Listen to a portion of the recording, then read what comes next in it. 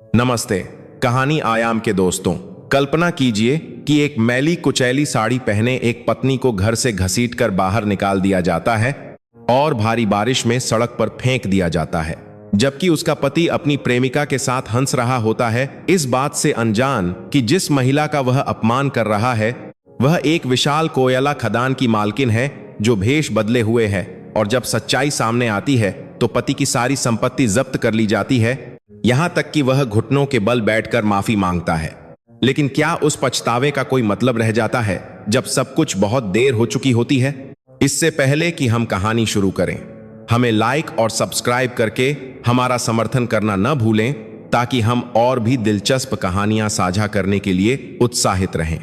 जो लोग इस चैनल को लाइक और सब्सक्राइब करेंगे, हम प्रार्थना करते हैं कि ईश्वर उनके सभी मामलों को आसान बना दे, उनकी रोजी रोटी में बरकत दे, उन्हें स्वस्थ रखे और दुनिया और आखिरत की सभी जरूरतों को पूरा करे। आमीन या रब्बुल आलमीन। चलिए कहानी शुरू करते हैं। शाम से ही बारिश बेरहमी से बरस रही थी। उस छोटे से घर की छत पर ऐसे पड़ रही थी जैसे सब कुछ ढा देना चाहती हो। घर के सामने की नाली में पानी बह रहा था, जिसमें कीचड़ और कचरा भी साथ बह रहा था। घर के अंदर डांट की आवाज बारिश की आवाज से भी ज्यादा तेज थी। दरवाजा जोर से खोला गया, जिससे उसके कब्जों से एक लंबी चीख निकली। शांति कांपते हुए शरीर के साथ लिविंग रूम में खड़ी थी। उसने जो साड़ी पहनी थी वह मैली हो चुकी थी, उसका रंग उड़ गया था और कपड़ा बहुत बार धुलने के कारण पतला हो गया था। उसके बाल पसीने और आंसुओं से भीगे हुए थे। अपनी बाहों में आपको करंताकर उसने कपड़े का एक बंडल कसकर पकड़ रखा था, जैसे कि उसकी जिंदगी में यही एकमात्र चीज बची हो। उसकी सांसें उखड़ रही थीं, उसकी छाती ऊपर नीचे हो रही थी और उसकी आंखें लाल और सूजी हुई थीं। एक खुरदरे हाथ ने उसकी बाह को बेरहमी से खींचा। उस खिंचाव से उसका शरीर लड़खड़ा गया।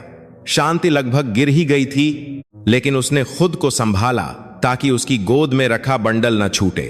उसकी उंगलियों ने उस कपड़े को और कसकर पकड़ लिया, जैसे डर हो कि अगर छोड़ दिया तो उसकी सारी उम्मीदें फर्श पर गिर जाएंगी।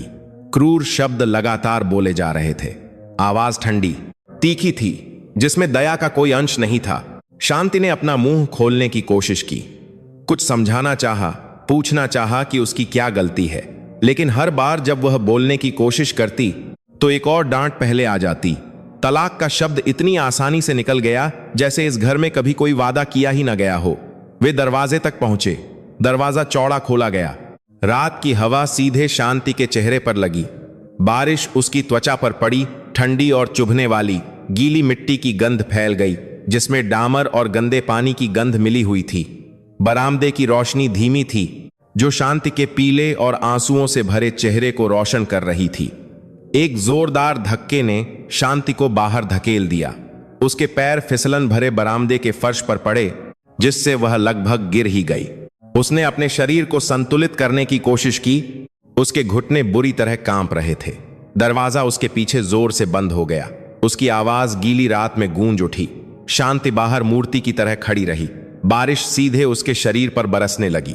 मैली साड़ी अब उसके शरीर से चिपक गई थी, ठंडी और भारी। उसके बाल पूरी तरह से भीग गए थे। उसकी नोक से पानी की बूंदें उसके चेहरे पर टपक रही थीं। आंसू बारिश के साथ मिल गए, जिससे यह भेद करना मुश्किल हो गया कि कौन सा बारिश का पानी है और कौन सा आंसू। उसने उस दरवाजे की ओर देखा जो अभी अभी बंद हुआ था। उसका हाथ थोड़ा ऊपर उठा, जैसे वह दस्तक देना चाहती हो, लेकिन फिर उसके बगल में गिर गया। उसकी छाती में जकड़न महसूस हुई। उसकी सांसें छोटी छोटी थीं। उसने अपनी गोद में रखे कपड़े के बंडल को और कसकर पकड़ लिया, जैसे कि केवल वही उसे खड़ा रखे हुए हो। खिड़की के पीछे लोगों की परछाइयां दिखाई दे रही थीं। पर्दा थोड़ा हिला और फिर शांत हो गया। कोई बाहर नहीं आया। किसी ने नहीं पूछा, किसी ने मदद नहीं की। जिस घर को वह अपना घर मानती थी, वह अब एक ठंडी दीवार बन गया था, जिसने उसे बेरहमी से ठुकरा दिया था। अंदर से कदमों की आहट सुनाई दी। दरवाजा फिर से थोड़ा खोला गया, अंदर बुलाने के लिए नहीं, बल्कि शांति की ओर कुछ फेंकने के लिए। एक छोटा सा बैग बरामदे के फर्श पर गिर गया। उसका सामान बिखर गया। कुछ पुराने कपड़े, एक पतला खाली बटुआ और एक टूटी स्क्रीन वाला फोन। उसके बाद दरवाजा फिर से बंद हो गया, पहले से भी ज्यादा जोर से। शांति ने नीचे देखा, उन चीजों को खाली आंखों से देखा। जब उसने बटुआ उठाया तो उसके हाथ कांप रहे थे। कोई पैसा नहीं था, पुराने कार्ड और एक छोटी सी मुड़ी तुड़ी तस्वीर के अलावा कुछ नहीं था। सिविल रजिस्ट्री कार्यालय के सामने मुस्कुराते हुए उसकी और उस आदमी की तस्वीर जिसने उसे अभी अभी बाहर निकाला था। एक मुस्कान जो अब एक ताने की तरह लग रही थी। बारिश और तेज हो गई। दूर कहीं बिजली कड़कने की आवाज आई। घर के सामने की स्ट्रीट लाइट टिमटिमा रही थी, लगभग बुझने वाली थी। शांति के पैरों के आसपास पानी जमा होने लगा। उसकी चप्पलें गीली हो चुकी थीं। उसके पैर ठंडे और सुन्न महसूस हो रहे थे। वह धीरे धीरे उस बरामदे से दूर चली गई। हर कदम भारी लग रहा था, जैसे उसके कंधों पर कोई बड़ा बोझ हो। सड़क सुनसान थी, केवल बारिश की आवाज और कभी कभी तेजी से गुजरने वाली मोटरसाइकिल की आवाज थी जो बिना देखे चली जाती थी। शांति सड़क के किनारे चल रही थी। उसने कपड़े के बंडल को बारिश से बचाने के लिए अपने शरीर को थोड़ा झुका लिया था। कुछ पड़ोसी बाढ़ और कोज है कपड़े के ताप कल की साभी बाढ़ खिड़कियों के पीछे से झांक रहे थे। कुछ आंखें उत्सुकता से देख रही थीं, कुछ दया से, लेकिन कोई भी पास नहीं आया। कोई छाता नहीं बढ़ाया गया, कोई कंधा नहीं दिया गया। उस रात शांति बिल्कुल अकेली थी। वह एक धीमी स्ट्रीट लाइट के नीचे रुक गई। पीली पीली रोशनी उसके भीगे और थके हुए चेहरे पर पड़ रही थी। वह सड़क के किनारे बैठ गई। उसे अब इस बात की परवाह नहीं थी कि पानी उसकी स्कर्ट को भिगो रहा है। उसका शरीर कमजोर महसूस कर रहा था, जैसे सारी ताकत खत्म हो गई हो। जो आंसू वह तब से रोक रही थी वे आखिरकार फूट पड़े। उसके कंधे हिल रहे थे, उसकी आवाज बारिश में दब गई थी। उसने बार बार अपना चेहरा पोंछा, लेकिन आंसू बहते रहे। उसकी यादें शादी की शुरुआत में चली गईं। मीठे वादे, वफादारी के शब्द, भविष्य की योजनाएं जो कभी खूबसूरत लगती थीं, यह सब अब किसी और की कहानी जैसा लग रहा था। शांति ने नीचे देखा। उसका माथा लगभग उसके घुटनों को छू रहा था। उसकी सांसें भारी थीं। हर बार हवा अंदर लेने पर उसकी छाती में दर्द होता था। उसके दिल में एक घाव था जो बारिश की ठंडक से भी ज्यादा दर्दनाक था। धोखा दिए जाने, अपमानित होने और इस तरह से फेंके जाने का घाव। उसने अपना चेहरा थोड़ा ऊपर उठाया, अपने सामने लंबी सड़क को देखा। स्ट्रीट लाइटें धुंधली कतार में थीं, दूर जाकर गायब हो गईं। उसे नहीं पता था कि उस रात कहां जाना है, नहीं पता था कि वह किसके पास जा सकती है। वह केवल एक बात जानती थी, उसकी जिंदगी अभी अभी बदल गई थी और वह बदलाव बहुत क्रूर लग रहा था। लगातार बरसती बारिश के पीछे किसी ने यह नहीं देखा कि मैली साड़ी वाली उस महिला के पास दिखने से कहीं ज्यादा कुछ था। आंसुओं और भीगे शरीर के पीछे एक रहस्य था जिसे अभी तक छुआ नहीं गया था।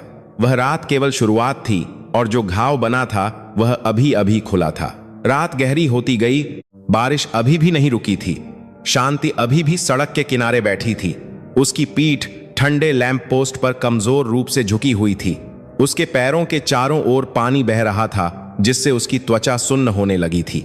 उसने अपनी गोद में रखे कपड़े के बंडल को सुरक्षित रखा, हालांकि उसके हाथ ठंड और थकान से कांप रहे थे। दूर से हंसी की हल्की आवाज सुनाई दी, एक अजीब लेकिन दर्दनाक हंसी। वह आवाज उस घर से आ रही थी जिसने उसे अभी अभी बाहर निकाला था। उस घर का दरवाजा अब कसकर बंद था, लेकिन अंदर से आवाज अभी भी स्पष्ट रूप से सुनी जा सकती थी। संगीत काफी जोर से बजाया जा रहा था, जो शायद बरामदे में बचे हुए आंसुओं के अवशेषों को डुबो रहा था। घर के अंदर माहौल बहुत अलग था।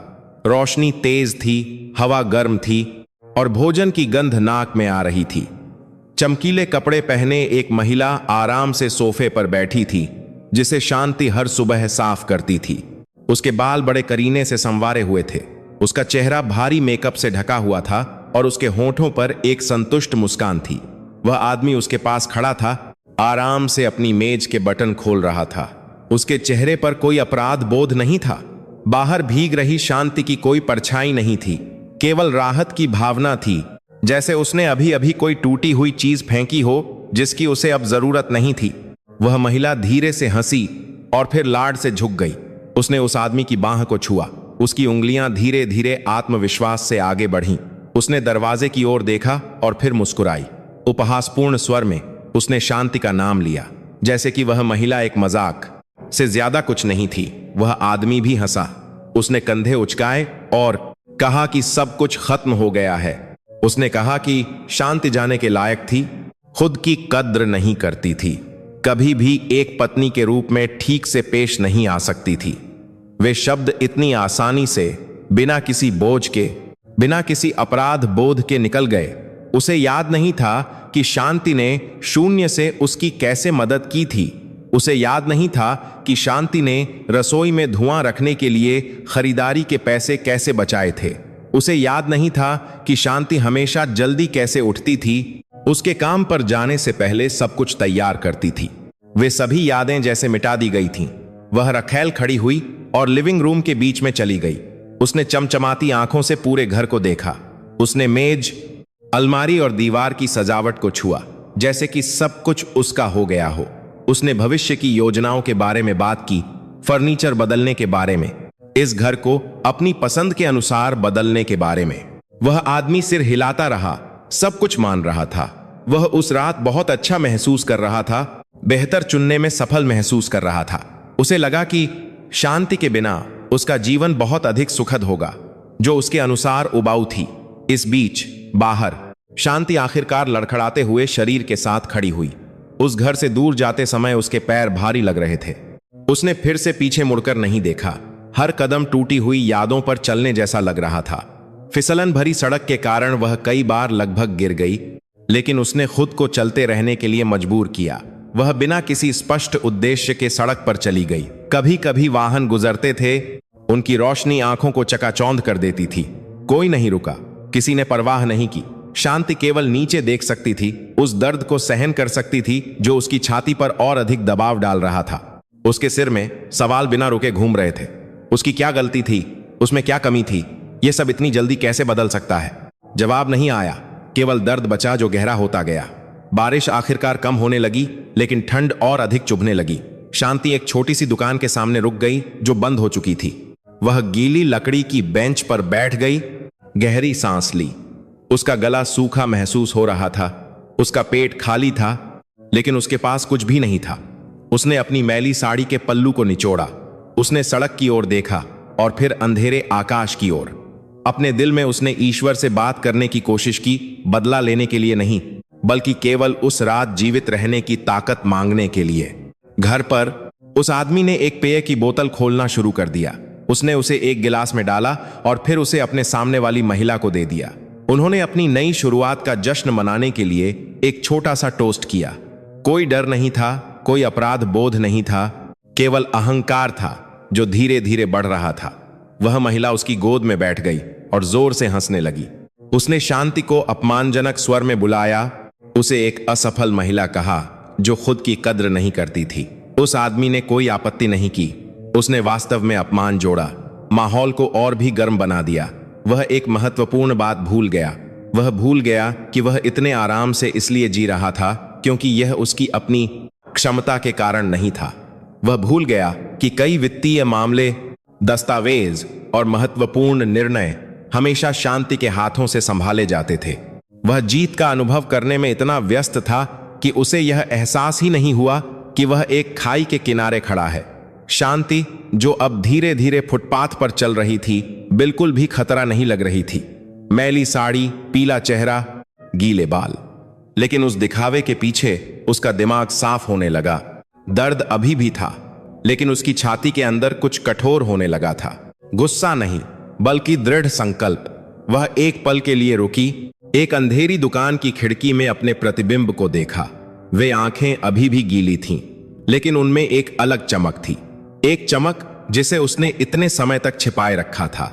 एक ऐसे व्यक्ति की चमक जो जानता था कि वह वास्तव में कौन है। उस रात घर पर मौजूद आदमी ने खुद को राजा महसूस किया। सड़क पर शांति ने खुद को टूटा हुआ महसूस किया। कोई नहीं जानता था कि एक दिन उनकी स्थिति बदल जाएगी, और जब वह दिन आएगा तो पछतावा उन सभी चीजों को दूर करने के लिए पर्याप्त नहीं होगा जो किया गया था। भोर होने से ठीक पहले बारिश आखिरकार पूरी तरह से बंद हो गई, जिससे सड़कें गीली और हवा चुभने वाली हो गई। शांति शहर के किनारे धीरे धीरे चल रही थी। उसके कदम छोटे थे क्योंकि उसका शरीर बहुत थक गया था। हर जोड़ में दर्द हो रहा था। उसके पैर बहुत देर तक पानी में डूबे रहने के कारण दुख रहे थे, लेकिन वह चलती रही। जैसे रुकने का मतलब पूरी तरह से हार मान लेना हो। स्ट्रीट लाइटें कम होती गईं, घरों की जगह पुरानी दुकानें आने लगीं जिनके दरवाजे कसकर बंद थे। धुंधले शीशे शांति की परछाई को दर्शा रहे थे, जो उसे खुद के लिए अजनबी लग रही थी। वह महिला छोटी, नाजुक और अकेली लग रही थी। उसने जो मैली साड़ी पहन रखी थी वह अभी भी गीली थी, उसके शरीर से चिपकी हुई, जिससे हर बार हवा चलने पर उसे कंपकंपी छूट जाती थी। वह एक खाली सुरक्षा चौकी के सामने रुक गई। उसकी लकड़ी की बेंच सड़ चुकी थी, लेकिन अभी भी बैठने लायक थी। शांति धीरे धीरे बैठ गई। उसकी पीठ ठंडी लकड़ी के खंभे से लगी हुई थी। उसने एक लंबी सांस ली, अपनी छाती को शांत करने की कोशिश की जो तंग महसूस हो रही थी। उसने अपनी गोद में रखे कपड़े के बंडल को एक पल के लिए नीचे रखा, फिर उसने उसे ठीक किया ताकि उस पर पानी के छींटे न पड़ें।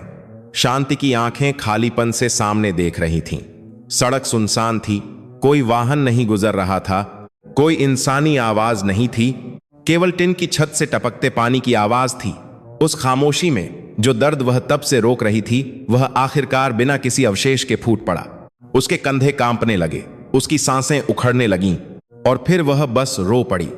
एक ऐसा रोना जिसे रोका नहीं गया, एक ऐसा रोना जो एक ऐसी छाती से निकला जो बहुत भरी हुई थी। उसने अपने मुंह को अपने हाथ के पिछले हिस्से से ढक लिया, आवाज को दबाने की कोशिश की, लेकिन उसकी सिसकियां अभी भी सुनाई दे रही थीं। आंसू बिना रुके बह रहे थे, उसकी साड़ी और चौकी के फर्श पर गिर रहे थे। शांति को अपने पति का चेहरा याद आया जब वह उसे घर से बाहर धकेल रहा था। वे आंखें ठंडी, खाली थीं, जैसे उसने उसे कभी पहचाना ही न हो। उसे याद आया कि बिना किसी हिचकिचाहट के कहे गए तीखे शब्द, हर वाक्य एक चाकू की तरह महसूस हुआ जो एक एक करके उसकी छाती में चुभ गया। उसने अपनी गोद में रखे कपड़े को निचोड़ा। उसकी उंगलियां कांप रही थीं। उसके नाखूनों ने उसकी हथेलियों पर तब तक दबाव डाला जब तक कि वे लाल न हो गईं। गुस्से की भावना पैदा हुई, लेकिन जल्द ही एक बहुत बड़े विनाश की भावना से डूब गई। वह छोड़े जाने के कारण गुस्से में नहीं थी, वह इस तरह से क्रूरता से धोखा दिए जाने के कारण टूट गई थी। पुरानी यादें बिना अनुमति के सामने आईं। वे दिन जब वह अभी भी पूरी तरह से भरोसा करती थी, जब वह घर पर धैर्यपूर्वक इंतजार करती थी, जब वह हमेशा अपने पति की आंखों में पर्याप्त दिखने की कोशिश करती थी। यह सब अब व्यर्थ लग रहा था। शांति ने अपना चेहरा ऊपर उठाया, अभी भी अंधेरे आकाश को देखा। कोई तारे नहीं थे, घने बादलों ने सब कुछ ढक लिया था। उसने एक गहरी सांस ली, अपने दिल में ईश्वर से बात करने की कोशिश की। सुंदर शब्दों से नहीं, अपने अंधेरे कंधे का पात करने की कोशिश की, बल्कि कच्ची ईमानदारी से। उसने स्वीकार किया कि वह थक गई थी। उसने स्वीकार किया कि उसे दर्द हो रहा था। उसने स्वीकार किया कि उसे नहीं पता था कि कहां जाना है। समय धीरे धीरे बीत रहा था। रात की ठंडक ने उसके शरीर को और भी कमजोर कर दिया। शांति ने खुद को गले लगा लिया, अपने शरीर को गर्म करने की कोशिश की। कभी कभी वह दाएं और बाएं देखती, उम्मीद करती कि कोई गुजरेगा, लेकिन वह सड़क उतनी ही सुनसान रही जैसे उसकी उपस्थिति को अस्वीकार कर रही हो।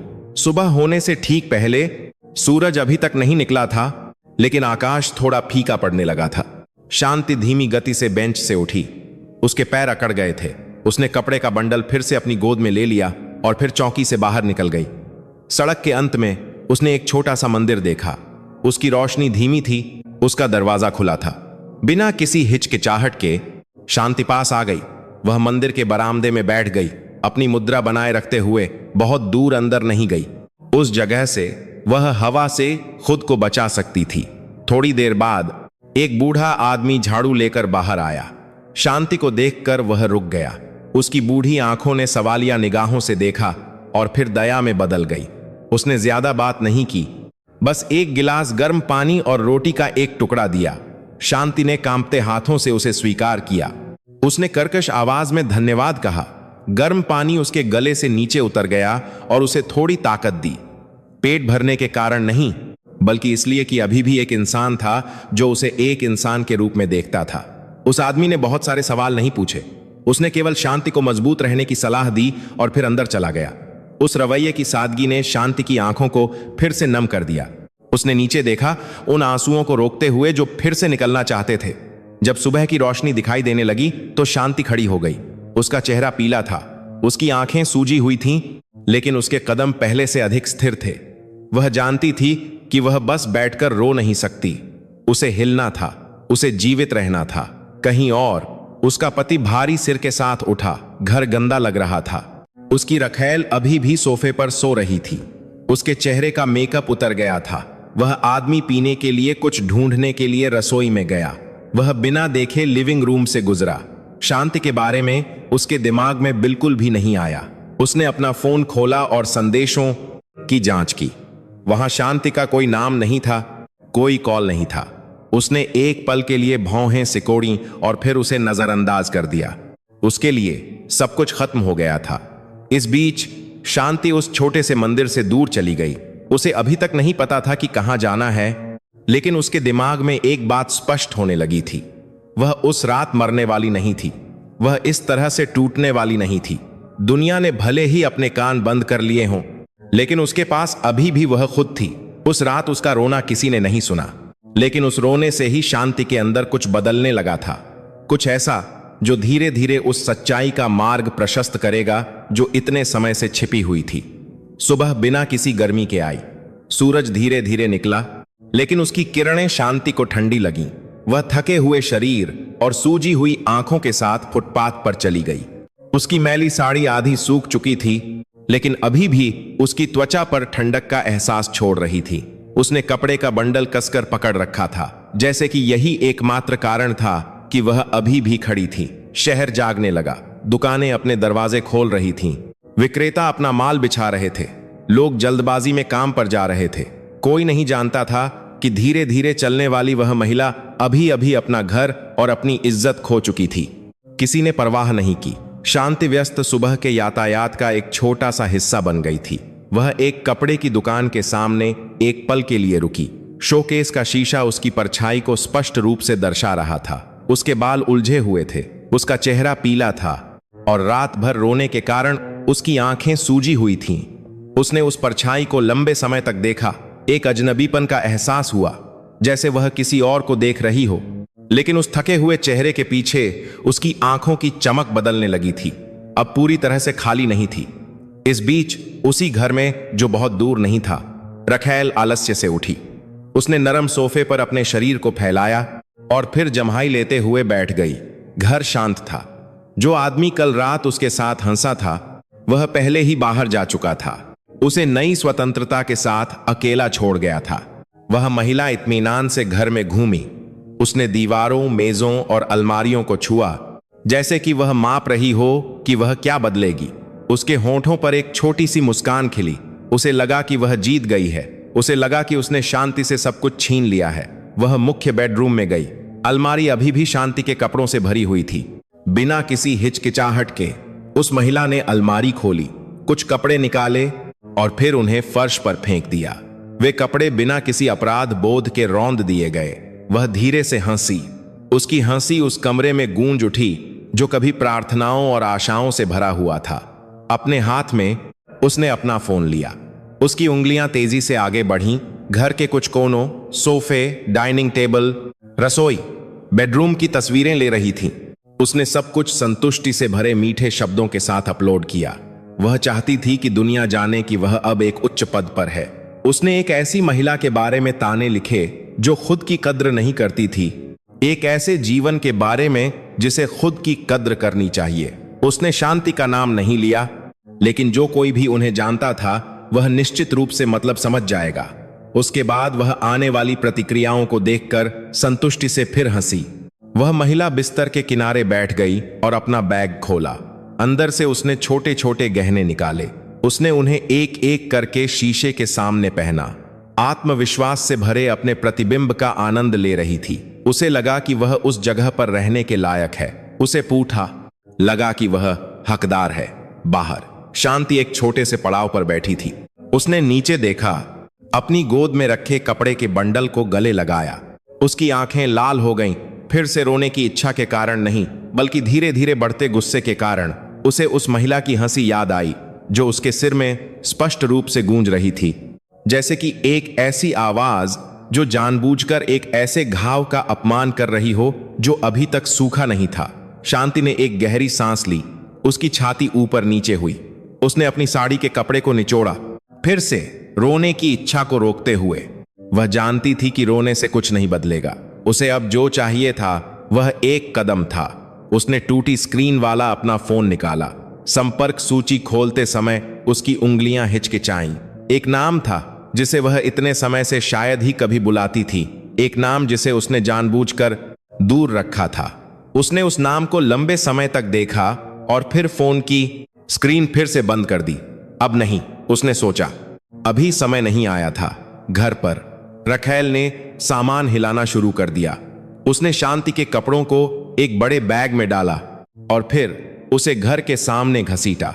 उसका इरादा उसे बड़े करीने से फेंकने का नहीं था।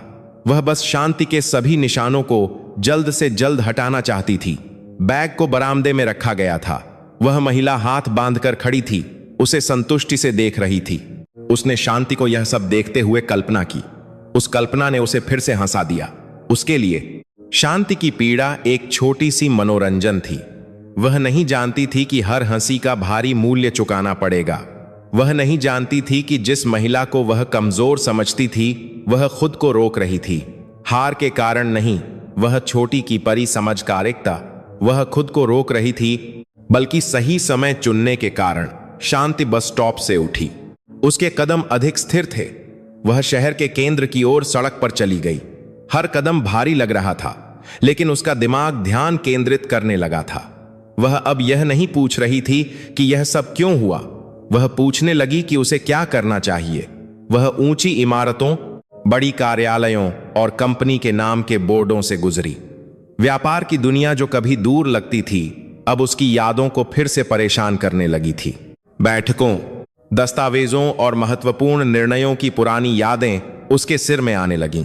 उसने अपनी मुट्ठी भींच ली। उसकी आंखें सीधे आगे देख रही थीं। दर्द अभी भी था, लेकिन अब यह कुछ और मजबूत के साथ मिला हुआ था। यह एहसास कि वह उतनी कमजोर नहीं थी जितना वे सोचते थे। घर पर रखैल फिर से शीशे के सामने खड़ी हो गई। उसने अपने बालों को ठीक किया, अपने मेकअप को ठीक किया। वह बाहर जाने के लिए तैयार हो रही थी। दुनिया को एक विजेता के रूप में खुद को दिखाना चाहती थी। उसे बिल्कुल भी अपराध बोध महसूस नहीं हुआ। उसके लिए जो कमजोर था वह बाहर धकेले जाने के लायक था। शांति उस घर से दूर चली गई, उस छोटे से शहर से जो उसके विनाश का गवाह था। उसे अभी तक नहीं पता था कि उसका रास्ता कैसा होगा, लेकिन उसके दिल में एक बात स्पष्ट थी, उस घाव पर हंसी का बदला लिए बिना नहीं छोड़ा जाएगा। उस दोपहर सूरज तेज था, लेकिन शांति ने चलना बंद नहीं किया। वह एक सार्वजनिक वाहन पर सवार होकर शहर के अधिक भीड़भाड़ वाले केंद्र की ओर गई। उसका चेहरा अभी भी पीला था, लेकिन उसकी आंखों की चमक अलग थी, अब खाली नहीं थी। एक सतर्कता थी जो बनी हुई थी, जैसे कोई अंततः एक लंबे सपने से जाग गया हो। वाहन के अंदर लोग एक दूसरे से सटे हुए बैठे थे। पसीने और धुएं की गंध ने सिर को थोड़ा चकरा दिया। शांति पकड़कर खड़ी थी। हर बार जब वाहन अचानक रुकता तो उसका शरीर हिल जाता। उसने कपड़े का बंडल कसकर पकड़ रखा था, जो एक रक्षक और एक अनुस्मारक दोनों बन गया था कि उसे जीवित रहना था। शहर का दृश्य तेजी से बदल गया। ऊंची कार्यालय की इमारतें हावी होने लगीं। बड़ी खिड़कियों ने सूरज की रोशनी को प्रतिबिंबित किया, जिससे आंखें चकाचौंध हो गईं। यह वह जगह थी जहां शांति अक्सर आती थी, एक साधारण पत्नी के रूप में नहीं, बल्कि बड़ी जिम्मेदारी वाली महिला के रूप में। वे यादें एक के बाद एक आईं, जिससे उसकी छाती में जकड़न महसूस हुई। वह एक पुराने कार्यालय क्षेत्र के पास एक बस स्टॉप पर उतरी। वहां की इमारतें अधिक व्यवस्थित, अधिक साफ सुथरी लग रही थीं। बड़ी कंपनियों के नाम के बोर्ड कतार में थे। कुछ को वह बहुत अच्छी तरह से जानती थी। जब वह एक साधारण लेकिन प्रतिष्ठित लोगों वाली एक ग्रे इमारत के सामने खड़ी हुई तो उसके कदम धीमे हो गए। वह इमारत दूसरों के लिए साधारण लग रही थी, बहुत ऊंची नहीं, आकर्षक नहीं, लेकिन शांति के लिए उस जगह पर कई कहानियां थीं। उसने लंबे समय तक प्रवेश द्वार को देखा। कांच के दरवाजे के हैंडल को पकड़ते समय उसके हाथ कांप रहे थे। एक हिचकिचाहट थी जो एक पल के लिए पैदा हुई, डर के कारण नहीं, बल्कि एक ऐसे घाव के कारण जो अभी भी ताजा था। वह धीमी गति से अंदर गई। अंदर का कमरा एयर कंडीशनिंग से ठंडा था। फर्श चमचमा रहा था, दीवारें साफ थीं और कॉफी की हल्की सुगंध आ रही थी। कुछ कर्मचारी मुड़े और फिर अपने अपने काम में व्यस्त हो गए। उस तरह की उपस्थिति में शांति को तुरंत किसी ने नहीं पहचाना। शांति रिसेप्शन डेस्क की ओर चली गई। वहां की महिला क्लर्क ने अपना चेहरा ऊपर उठाया और शांति को सिर से पैर तक देखा।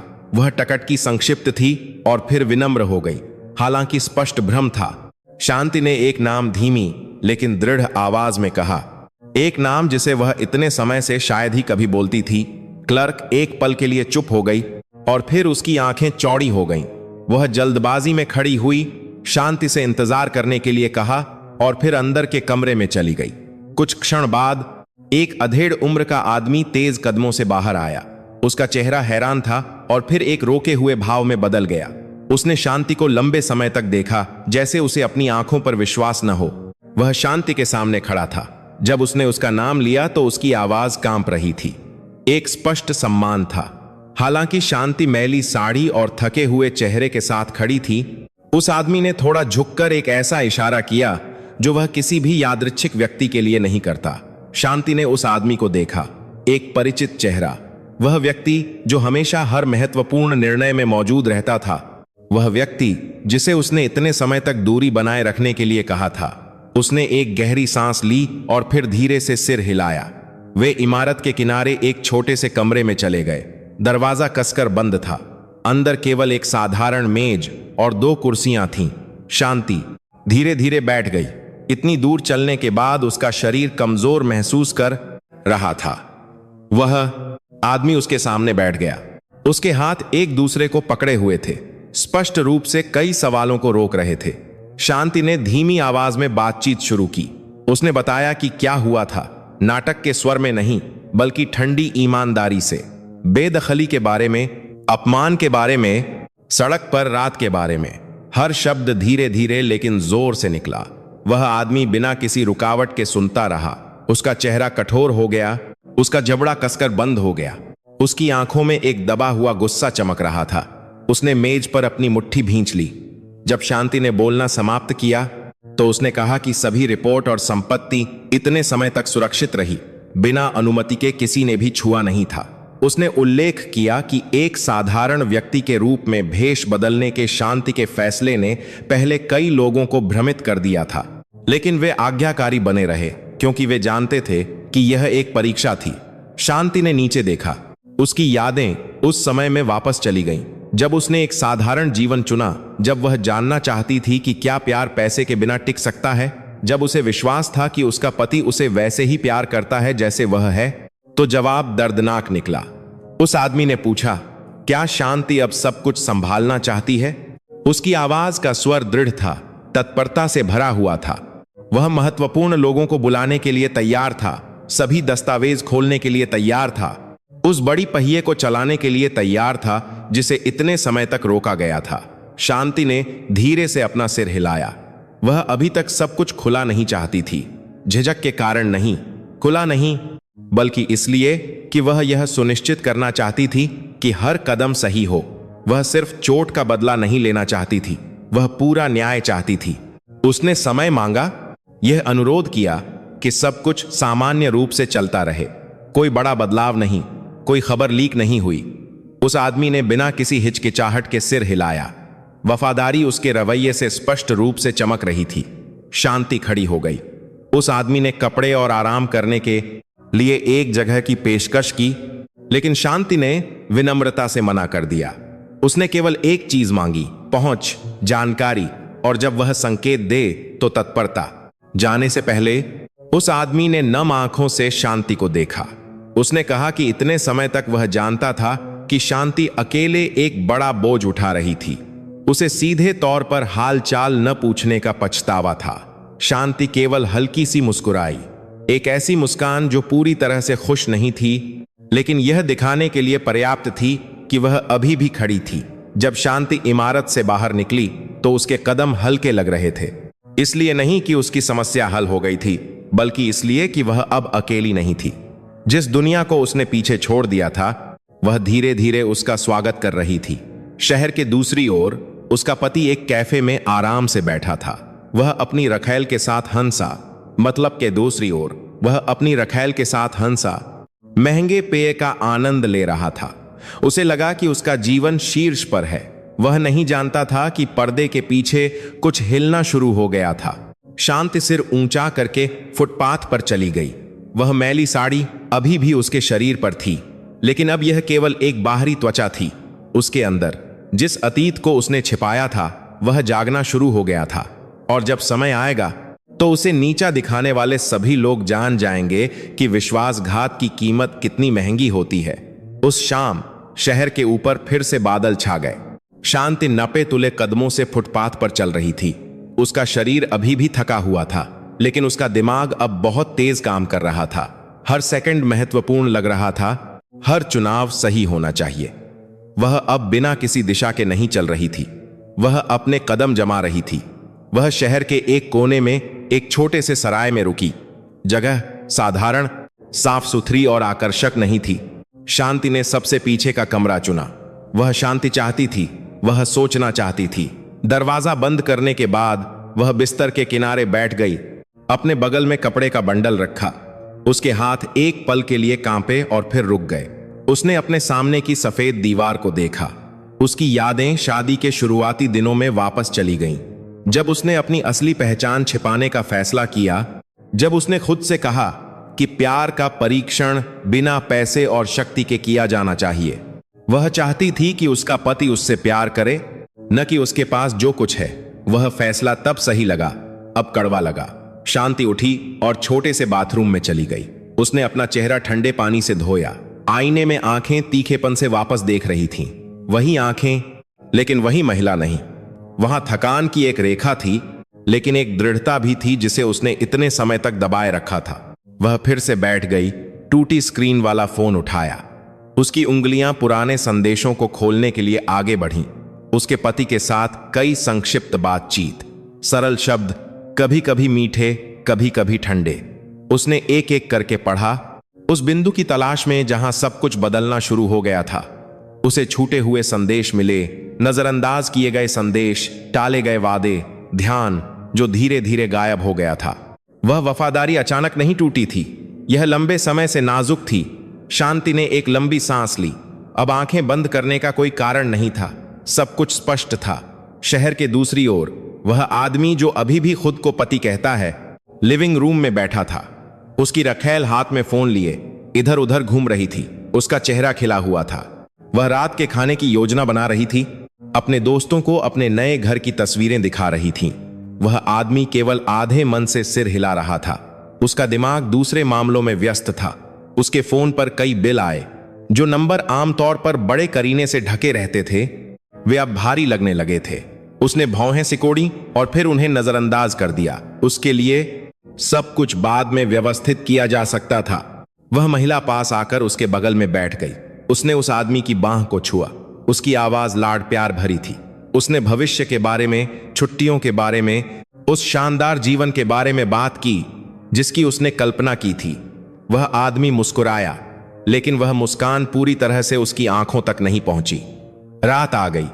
शांति बिस्तर पर लेटी थी, लेकिन उसकी आंखें बंद नहीं थीं। वह मंद कमरे की छत को देख रही थी। उसके सिर में एक योजना बनने लगी थी। गुस्से से भरी योजना नहीं, बल्कि एक शांत और ठंडी योजना। उसे याद आया कि उसने एक बार अपने पति से क्या कहा था, किसी भी परिस्थिति में वफादार रहने के बारे में, मुश्किल और अच्छे समय में एक साथ खड़े होने के बारे में। अब वे शब्द खाली लग रहे थे। अगली सुबह शांति जल्दी उठी। वह दृढ़ कदमों से सराय से बाहर निकली। वह एक कानूनी फर्म की ओर गई जो कल की कार्यालय की इमारत से बहुत दूर नहीं थी। कार्यालय बड़ा नहीं था, लेकिन साफ सुथरे और दृढ़ होने के लिए जाना जाता था। अंदर वह एक गंभीर चेहरे वाली महिला से मिली। उस महिला की आंखें तेज थीं, उसकी आवाज शांत थी। शांति ने बिना किसी लाग लपेट के अपनी स्थिति बताई। शादी के बारे में, बेदखली के बारे में, उन संपत्तियों के बारे में जो इतने समय से गलत हाथों में थीं। वह महिला ध्यान से सुनती रही। उसने नोट्स लिए, आवश्यकतानुसार सवाल पूछे और फिर धीरे से सिर हिलाया। उसने कहा कि कानूनी रूप से बहुत कुछ किया जा सकता है, लेकिन सभी को सबूत और धैर्य की आवश्यकता है। शांति ने सिर हिलाया। धैर्य एक ऐसी चीज थी जो अब उसके पास थी। भले ही उसे इसकी भारी कीमत चुकानी पड़ी हो। इस बीच घर पर रखैल बहुत ज्यादा सहज महसूस करने लगी थी। उसने अपने दोस्तों को आने के लिए आमंत्रित किया। हंसी ने लिविंग रूम भर दिया। संगीत जोर से बजाया गया। वह घर एक दिखावे की जगह बन गया। वह आदमी भी हंसा, लेकिन एक असहजता की भावना पैदा होने लगी थी। उसके एक दोस्त ने उस आदमी के काम के बारे में, उसकी आय के बारे में, भविष्य की योजनाओं के बारे में पूछा। उस आदमी ने जितना हो सका जवाब दिया। आत्मविश्वास से भरपूर दिखने की कोशिश कर रहा था, लेकिन हर सवाल एक छोटी सी चुभन की तरह महसूस हुआ जो उसके दिमाग को परेशान कर रहा था। उसे यह महसूस होने लगा था कि शांति द्वारा पहले संभाले गए कई मामले अब उपेक्षित थे। दस्तावेज व्यवस्थित नहीं थे, भुगतान में देरी हो रही थी, कुछ सहकर्मियों से संपर्क करना मुश्किल होने लगा था। उसने फोन करने की कोशिश की, लेकिन सभी ने नहीं उठाया। शांति शांत कदमों से कानूनी फर्म से बाहर निकली। उसने अपने फोन में एक महत्वपूर्ण नंबर सहेजा। वह मुस्कुराई नहीं, लेकिन वह उदास भी नहीं थी। वह बीच में थी, केंद्रित। वह जानती थी कि उसके पति की वफादारी पूरी तरह से विफल हो गई थी। अब उम्मीद की कोई गुंजाइश नहीं थी। अब जो था वह खुद के प्रति जिम्मेदारी थी। उस दोपहर शांति एक छोटी सी दुकान में बैठी थी। उसने एक गर्म पेय का ऑर्डर दिया, अपने गले और अपने दिमाग को गर्म किया। बाहर लोग अपने अपने मामलों में व्यस्त थे। जीवन सामान्य रूप से चल रहा था, जैसे किसी के नाटक की परवाह न हो। उसने खिड़की से बाहर देखा। शीशे के प्रतिबिंब के पीछे उसने अपनी परछाई देखी। वह मैली साड़ी अभी भी थी, लेकिन बहुत देर तक नहीं। दिखावा करने की इच्छा के कारण नहीं, बल्कि इसलिए कि उसे अपनी स्थिति में वापस आना था। घर पर वह आदमी बेचैन होने लगा। उसका फोन फिर से बजा। एक भुगतान अनुस्मारक। उसने एक लंबी सांस ली। उसकी रखाइल ने हल्के स्वर में पूछा। उसने संक्षिप्त उत्तर दिया। मुस्कुराने की कोशिश कर रहा था, लेकिन उसकी छाती के अंदर एक अजीब सी भावना बढ़ने लगी थी। एक ऐसा डर जिसे वह समझ नहीं पा रहा था। वह नहीं जानता था कि उसकी वफादारी की विफलता ने कुछ ऐसा प्रज्वलित कर दिया था जिसे वह रोक नहीं सकता था। शांति ने अपनी पीठ सीधी की। वह खड़ी हो गई। उस करते हैं, वह पाठ करते हैं। छोटी सी दुकान को छोड़कर आने वाले दिन आसान नहीं होंगे, लेकिन एक बात निश्चित थी, पूरी तरह से विफल वफादारी का बदला चीख पुकार से नहीं, बल्कि एक ऐसे न्याय से लिया जाएगा जिससे कोई समझौता नहीं किया जा सकता। उस सुबह शांति के लिए हवा अलग महसूस हुई। वह सराय के कमरे के आईने के सामने खड़ी थी, शांति से खुद को देख रही थी। उसने अभी भी मैली साड़ी पहन रखी थी, लेकिन इस बार उसे छोटा महसूस नहीं हुआ। उसने अपने बालों को बड़े करीने से बांधा, अपना चेहरा साफ किया और फिर एक लंबी सांस ली। आज जीवित रहने के बारे में नहीं था, आज नियंत्रण वापस लेने के बारे में था। उसने अपना सामान पैक किया। उसने कपड़े का बंडल ध्यान से एक साधारण बैग में रखा। उसके बाद वह सराय से बाहर निकली और एक वाहन बुलाया। उसका गंतव्य स्पष्ट था। जिस इमारत में वह कल गई थी, वह अब उसका एक अलग तरीके से स्वागत करेगी। यात्रा छोटी लगी। शांति सीधी बैठी, उसकी आंखें बिना किसी हिचकिचाहट के सड़क पर देख रही थीं। यात्रा के दौरान उसका फोन कई बार बजा। एक ऐसे नंबर से संदेश आए जिसे वह अच्छी तरह से जानती थी। सामग्री संक्षिप्त थी, तत्परता से भरी हुई थी। उसने एक दृढ़ छोटे वाक्य के साथ उत्तर दिया। यह आगे बढ़ने का समय था। उस ग्रे इमारत के सामने वाहन रुक गया। शांति दृढ़ कदमों से नीचे उतरी। इस बार उसे कोई हिचकिचाहट नहीं हुई। ड्यूटी पर मौजूद सुरक्षा गार्ड तुरंत सीधे खड़े हो गए। शांति का चेहरा देखकर उनकी निगाहें बदल गईं। अब कोई भ्रम नहीं था, एक स्पष्ट सम्मान था। कांच का दरवाजा चौड़ा खुल गया। कुछ कर्मचारी इंतजार कर रहे थे। जो अधेड़ उम्र का आदमी कल उससे मिला था, वह सबसे आगे चल रहा था। उसका चेहरा गंभीर था, देखती सरहार, जो आंखों जाज पार कर रहे थे, लेकिन उसकी आंखों में राहत दिखाई दे रही थी। उसने शांति का बिना ज्यादा शब्दों के स्वागत किया, केवल एक सार्थक सिर हिलाकर। शांति साफ गलियारे से गुजरी। उसका हर कदम बची हुई शंकाओं को मिटाने जैसा महसूस हुआ। वह मुख्य बैठक कक्ष में गई। लंबी मेज खाली थी, दीवार पर इंतजार कर रही थी। कंपनी का लोगो दृढ़ दिख रहा था, तब से नहीं बदला था। शांति मुख्य कुर्सी पर बैठ गई। वह कुर्सी पर बैठ गई, कुर्सी जिसे उसने लंबे समय तक छोड़ दिया था। उसका शरीर थोड़ा थका हुआ था, लेकिन उसका दिमाग तेज था। एक एक करके महत्वपूर्ण लोग कमरे में आए। वे चेहरे जो उसे किसी की पत्नी के रूप में नहीं बल्कि एक निर्णयकर्ता के रूप में जानते थे। बैठक बिना किसी लाग लपेट के शुरू हुई। शांति ने कंपनी की स्थिति, संपत्तियों के बारे में, भागीदारों के बारे में संक्षिप्त रिपोर्ट सुनी। सब कुछ ईमानदारी और संक्षिप्त रूप से बताया गया था। किसी ने भी समय बर्बाद करने की हिम्मत नहीं की। जब शांति की बोलने की बारी आई तो उसकी आवाज शांत थी, जोर से नहीं लेकिन स्पष्ट। उसने कहा कि उस दिन से वह एक सक्रिय भूमिका फिर से शुरू कर रही है। सभी रणनीतिक निर्णयों को उसकी मंजूरी से गुजरना होगा। कोई अपवाद नहीं, कोई आपत्ति नहीं, कोई आश्चर्य नहीं। जैसे कि सभी इस क्षण का इंतजार कर रहे थे। उसी समय उस घर में जिसने शांति को कभी बाहर निकाला था, माहौल बदलने लगा था। वह आदमी डाइनिंग टेबल पर बैठा था, माथे पर शिकन लिए अपने फोन की स्क्रीन को देख रहा था।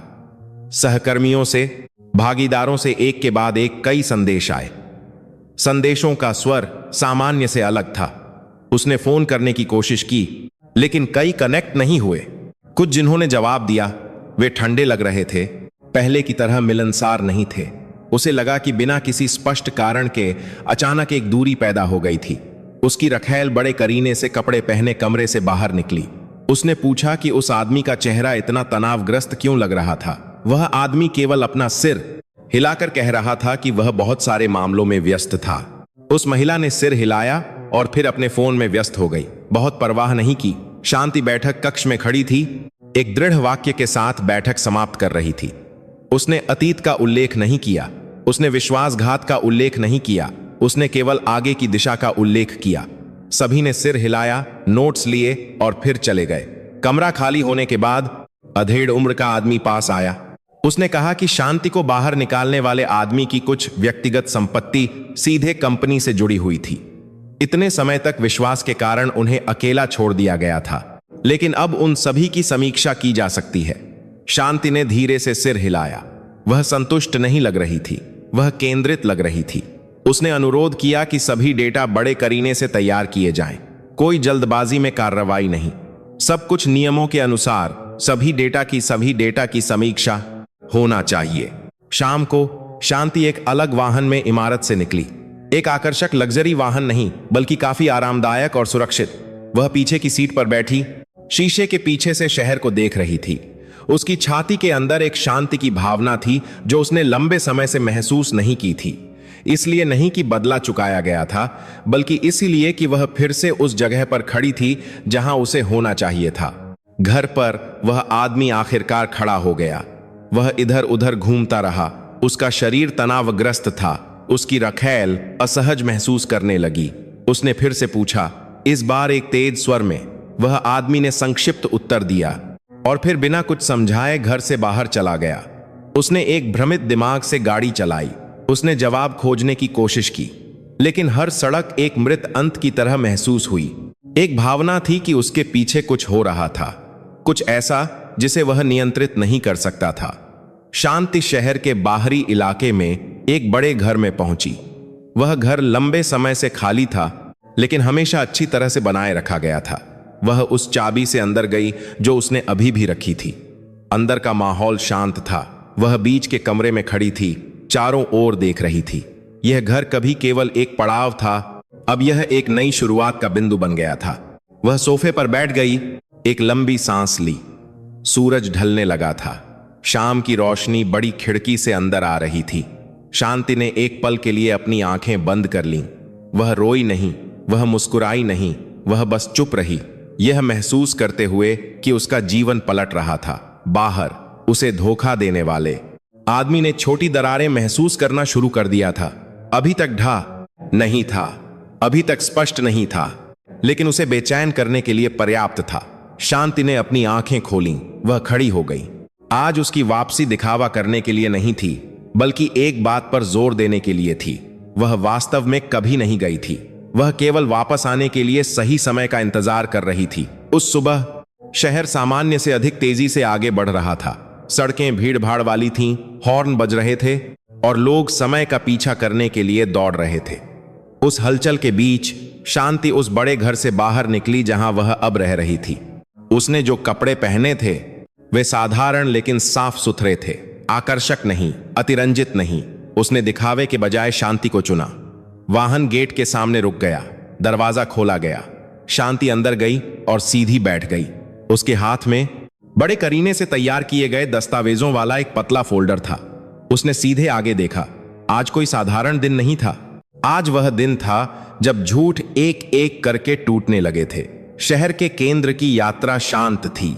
सड़क के किनारे कंपनी के नाम के बोर्ड और ऊंची इमारतें एक के बाद एक आती जाती रहीं। जिस दुनिया को उसने प्यार के लिए पीछे छोड़ दिया था, उसने अब बिना ज्यादा सवाल किए उसका स्वागत किया। शांति को अजनबी महसूस नहीं हुआ। उसे केवल वापस आने का एहसास हुआ।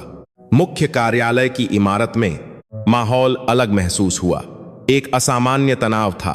कुछ कर्मचारी धीरे धीरे फुसफुसाए। उनकी आंखें शांति के कदमों का अनुसरण कर रही थीं, जो शांति से अंदर आई।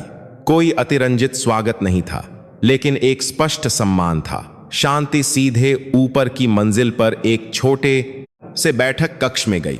वहां कुछ लोग पहले से ही इंतजार कर रहे थे। गंभीर चेहरे, खुले फोल्डर और एक जलती हुई प्रस्तुति स्क्रीन। वह वफादार अधेड़ उम्र का आदमी खिड़की के पास खड़ा था। ऊंचाई से शहर को देख रहा था।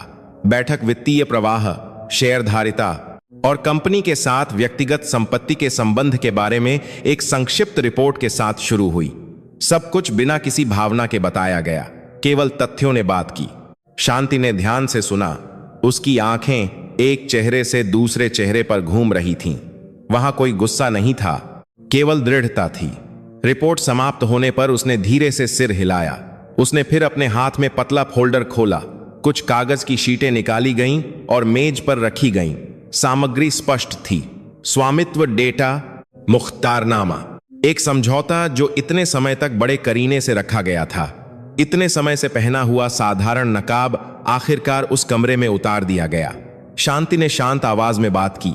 उसने कहा कि इतने समय तक उसने एक उद्देश्य के लिए भेष बदलने का फैसला किया था, वफादारी का परीक्षण करने के लिए, ईमानदारी का परीक्षण करने के लिए, और उसे सबसे दर्दनाक तरीके से परिणाम मिला था। किसी ने बीच में नहीं टोका। कोई आश्चर्यचकित नहीं हुआ। उनमें से कई ने पहले ही अनुमान लगा लिया था, केवल एक आधिकारिक स्वीकारोक्ति की प्रतीक्षा कर रहे थे। उसी समय शहर के दूसरी ओर जिस आदमी ने शांति को कभी बाहर निकाला था, वह एक कार्यालय के प्रतीक्षालय में बैठा था। उसका चेहरा तनावग्रस्त था। उसके हाथ उसके फोन को निचोड़ रहे थे। उसे अभी अभी एक व्यापारिक सहयोगी से एक अचानक कॉल आया था। उसकी बातचीत का स्वर ठंडा, संक्षिप्त और अमित्र था। वह बेचैनी से इंतजार कर रहा था। दीवार घड़ी धीरे धीरे टिक टिक कर रही थी। ऐसा महसूस हो रहा था जैसे वह किसी ऐसी चीज की ओर सेकंड गिन रही हो जिसे वह समझ नहीं पा रहा था। उसकी रखाइल ने एक के बाद एक संदेश भेजे। हाल चाल पूछ रही थी। उसने जवाब नहीं दिया। बैठक कक्ष का दरवाजा खुला। एक आदमी बाहर आया और उसका नाम पुकारा। वह खड़ा हो गया, अपने कपड़े ठीक किए और फिर अंदर चला गया। अंदर कुछ लोग पहले से ही बैठे हुए थे। उनके चेहरे अमित्र थे। बातचीत बिना किसी लाग लपेट के शुरू हुई। उसे सहयोग की समीक्षा, नीति में बदलाव, ऊपर से आए फैसलों के बारे में बताया गया। उसने पूछने की कोशिश की, लेकिन जवाब संक्षिप्त और दृढ़ थे। शांति का नाम स्पष्ट रूप से उल्लेख किया गया था। वह आदमी चुप हो गया। उसका दिल तेजी से धड़कने लगा। उसने धीरे से हंसने की कोशिश की, इसे एक मजाक मानते हुए, लेकिन कोई नहीं मुस्कुराया। किसी ने जवाब नहीं दिया। उसने पूछा कि शांति वास्तव में कौन थी। वह जवाब धीरे धीरे आया, लेकिन जोर से लगा। एकमात्र उत्तराधिकारी के बारे में, निर्णयकर्ता के बारे में, उस व्यक्ति के बारे में जिसे उसने इतने समय तक महत्वहीन माना था। उसकी कनपट्टी पर ठंडा पसीना आ गया। दुनिया धीरे धीरे घूमती हुई महसूस हुई। वह एक कठोर शरीर के साथ फिर से बैठ गया। सभी टुकड़े एक साथ आने लगे। सभी विषमताएं जिन्हें उसने इतने समय तक नजरअंदाज किया था, अब उसकी आंखों के सामने खड़ी थीं। मुख्य इमारत में शांति ने एक महत्वपूर्ण निर्णय के साथ बैठक समाप्त की। इतने समय तक विश्वास के नाम पर उपयोग की जाने वाली सभी पहुंच अस्थायी रूप से फ्रीज कर दी जाएगी। एक संपूर्ण ऑडिट किया जाएगा। आती सारी कारी बास, कितने कारी जासरोग की। कोई भी प्रतिरक्षा नहीं था। किसी को भी छूट नहीं दी गई थी। निर्णय को दृढ़ सिर हिलाकर स्वागत किया गया। सभी तेजी से आगे बढ़े। बड़ा पहिया घूमने लगा, नष्ट करने के लिए नहीं, बल्कि साफ करने के लिए। शांति खिड़की के पास खड़ी थी। कमरा फिर से शांत होने के बाद उसने शांत आंखों से शहर को देखा। शीशे के पीछे जीवन चलता रहा। कोई नहीं जानता था कि पर्दे के पीछे क्या बदल रहा था। उसका फोन बजा। एक ऐसे नंबर से एक संदेश आया जिसे वह बहुत अच्छी तरह से जानती थी। सामग्री संक्षिप्त थी। भ्रम से भरा एक सवाल। जो स्वर कभी अभिमानी था वह अब संदिग्ध हो गया था। शांति ने बिना किसी भाव के उस संदेश को पढ़ा। उसने जवाब नहीं दिया। अब नहीं, घर पर रखैल चिंतित चेहरे के साथ इधर उधर घूम रही थी। वह आदमी अभी तक घर नहीं आया था। उसके फोन पर संपर्क करना मुश्किल था। उसने कई बार फोन करने की कोशिश की, लेकिन केवल एक डायलिंग टोन ने जवाब दिया। वह असहज महसूस करने लगी थी। जो घर कभी एक जीत की तरह महसूस होता था, अब संकीर्ण महसूस होने लगा था। जो हंसी कभी मुक्त थी, अब गायब हो गई थी। एक डर था जो धीरे धीरे रेंग रहा था। शांति इमारत से निकली जब सूरज पश्चिम की ओर झुकने लगा था। उसके कदम स्थिर थे। उसके चेहरे पर जीत की कोई चमक नहीं थी, कोई संतुष्ट मुस्कान नहीं थी। केवल उस व्यक्ति की शांति थी जो अंततः उस जगह पर खड़ा था जहां उसे होना चाहिए था। वाहन में उसने एक पल के लिए अपनी आंखें बंद कर लीं। उसे बारिश की रात याद आई जब उसे सड़क पर फेंक दिया गया था। वह स्मृति अभी भी दर्दनाक थी, लेकिन अब पंगु नहीं थी। वह सबसे निचले बिंदु से गुजर चुकी थी। शहर के दूसरी ओर वह आदमी अपनी कार में अकेला बैठा था। उसके हाथ स्टीयरिंग व्हील पर थे, लेकिन उसने इंजन चालू नहीं किया था। उसकी आंखें खालीपन से आगे देख रही थीं। इतने समय से पहना हुआ नकाब एक ही दिन में ढह गया। उसे अभी अभी एहसास हुआ कि जिस महिला को वह तुच्छ समझता था, वह वास्तव में उसके पास मौजूद हर चीज का केंद्र थी, और अब वह केंद्र उसके पक्ष में नहीं था। शांति ने अपनी आंखें खोलीं। वाहन आगे बढ़ा। नकाब उतर चुका था। सच्चाई सभी के सामने खड़ी थी, और यह केवल शुरुआत थी। रात तेजी से आई, एक भारी हवा लेकर आई। उस घर में जो कभी एक छोटे से महल जैसा महसूस होता था, माहौल तनावपूर्ण हो गया। लिविंग रूम की रोशनी तेज थी, लेकिन कोई हंसी नहीं थी, कोई संगीत नहीं था। केवल बिना किसी उद्देश्य के इधर उधर घूमते कदमों की आवाज थी। वह आदमी बेचैनी से आगे पीछे चल रहा था। उसका शरीर तनावग्रस्त था। उसकी सांसें अनियमित थीं। उसने अपने हाथ में फोन को लगातार जांचा। उम्मीद कर रहा था कि कोई अच्छी खबर आएगी, लेकिन जो आया वह ठंडे स्वर में संक्षिप्त संदेश थे। सहयोग के निलंबन की सूचना, स्पष्टीकरण के लिए अनुरोध, एक आपातकालीन बैठक के लिए निमंत्रण जिसे वह अस्वीकार नहीं कर सकता था। हर संदेश छाती पर एक जोरदार प्रहार जैसा था। उसने उस फोन को तब तक निचोड़ा जब तक उसकी उंगलियां सफेद न हो गईं। जिस दुनिया को उसने अहंकार से बनाया था, वह धीरे धीरे ढहती हुई महसूस हुई। लेकिन निश्चित रूप से उसकी रखैल कमरे के एक कोने में खड़ी थी। उसका चेहरा पीला था। उसकी आंखों का मेकअप उतरने लगा था। उसने बात करने की कोशिश की, पूछने की कोशिश की कि वास्तव में क्या हो रहा था। उसकी आवाज अब लाड प्यार भरी नहीं, बल्कि घबराई हुई थी। वह आदमी ने जवाब नहीं दिया। उसने केवल अपना सिर हिलाया और फिर सोफे पर गिर गया। शांति का नाम उसके सिर में फिर से गूंज उठा। इस बार एक तुच्छ स्वर में नहीं, बल्कि एक दमनकारी भय के साथ। सभी उत्तर जो वह खोज रहा था, वे एक व्यक्ति की ओर इशारा कर रहे थे। जिस महिला को उसने बिना किसी भावना के अवशेष के बाहर निकाल दिया था, वह अचानक खड़ा हो गया। उसकी आंखें लाल थीं। उसका झबड़ा कसकर बंद हो गया था। बिना कुछ कहे उसने अपनी कार की चाबियां लीं और बाहर निकल गया। उसकी रखैल ने उसका नाम पुकारा, लेकिन उसने पीछे मुड़कर नहीं देखा। कार रात को चीरती हुई तेजी से आगे बढ़ी। विंडशील्ड पर स्ट्रीट लाइटें चमक रही थीं, जिससे उसकी दृष्टि धुंधली हो गई। उसने स्टीयरिंग व्हील को पकड़ लिया। उसका दिमाग अस्त व्यस्त था। वह अब प्रतिष्ठा के बारे में नहीं सोच रहा था, अब आत्मसम्मान के बारे में नहीं सोच रहा था। केवल एक ही इच्छा थी, शांति से मिलना। अब शहर के बाहरी इलाके में बड़े घर में माहौल शांत था। शांति बीच के कमरे में बैठी थी। शांति से एक फाइल पढ़ रही थी। उसका चेहरा सपाट था। उसका दिमाग केंद्रित था। उसने अनुमान लगाया था कि यह रात कैसी होगी। दरवाजे की घंटी जोर से बजी। अधीर, अशिष्ट। शांति ने अपने हाथ में फाइल बंद कर दी। वह धीरे धीरे खड़ी हुई, बिना किसी जल्दबाजी के दरवाजे की ओर बढ़ी। जब दरवाजा खुला तो वह आदमी वहां एक अस्त व्यस्त चेहरे और जंगली आंखों के साथ खड़ा था। अब कोई अभिमानी रवैया नहीं था, कोई ऊंचा स्वर नहीं था। शांति को देखते ही उसके घुटने कमजोर हो गए। वह लड़खड़ाते हुए अंदर चला गया और फिर शांति के सामने घुटनों के बल गिर गया। उसके हाथ उठे और फिर फर्श पर गिर गए। वह साष्टांग प्रणाम कर रहा था, वास्तव में साष्टांग प्रणाम कर रहा था। उसका रोना फूट पड़ा। उसने कांपती आवाज में विनती की। उसने बार बार शांति का नाम लिया। माफी के शब्द एक के बाद एक खाली वादों के साथ मिश्रित होकर निकले। उसने कहा कि वह नहीं जानता था। उसने कहा कि वह गलत था। उसने कहा कि उसे पछतावा है। शांति चुपचाप खड़ी रही। उसका चेहरा शांत, लगभग ठंडा था। उसने बिना किसी भाव के अपने सामने वाले आदमी को देखा। कोई संतुष्टि नहीं, कोई दया नहीं, केवल एक स्पष्ट दूरी। उसने इंतजार किया जब तक कि रोना शांत न हो जाए, जब तक कि शब्द समाप्त न हो जाएं, और फिर उसने बात की। उसकी आवाज धीमी, दृढ़ और ऊंची नहीं थी। उसने एक साधारण सवाल पूछा। जब वह बारिश के नीचे खड़ी थी तो वे सभी माफी के शब्द कहां थे? जब उसके चेहरे पर दरवाजा बंद कर दिया गया था तो वह पछतावा कहां था? जब उसके साथ कचरे की तरह व्यवहार किया गया था तो वे सभी भावनाएं कहां थीं? वह आदमी चुप हो गया। उसका सिर और नीचे झुक गया। कोई जवाब नहीं था जो वह दे सकता था। बाहर एक कार की आवाज फिर से रुक गई। रखैल जल्दबाजी में नीचे उतरी। वह घबराए हुए चेहरे के साथ घर में दाखिल हुई। जब उसने अपने सामने का दृश्य देखा तो उसके कदम रुक गए। उसका शरीर कठोर हो गया। उसकी आंखें चौड़ी हो गईं। उसने उस आदमी को देखा जिस पर वह इतने समय से गर्व करती थी। अब वह उस महिला से विनती कर रहा था जिसका उसने अपमान किया था। उसकी छाती में जकड़न महसूस हुई। जिस दुनिया को उसने हंसी के साथ बनाया था वह अचानक ढह गई। उस महिला ने बात करने की कोशिश की। उसकी आवाज ऊंची थी, बचाव से भरी हुई थी। उसने खुद को परिस्थितियों का शिकार बताया। उसने प्यार का उल्लेख किया।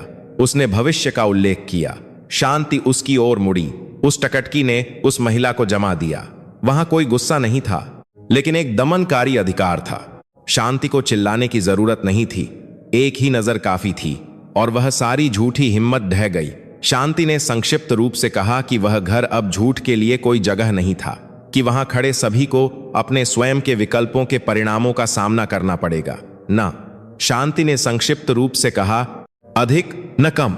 उसने एक छोटा सा इशारा किया। कुछ बड़े करीने से कपड़े पहने पुरुष कमरे के किनारे से अंदर आए। उनका रवैया दृढ़, पेशेवर, असभ्य नहीं, लेकिन स्पष्ट था। साष्टांग प्रणाम करने वाले आदमी ने शांति के पैर पकड़ने की कोशिश की। उसके हाथ कांप रहे थे। उसने एक बार फिर विनती की।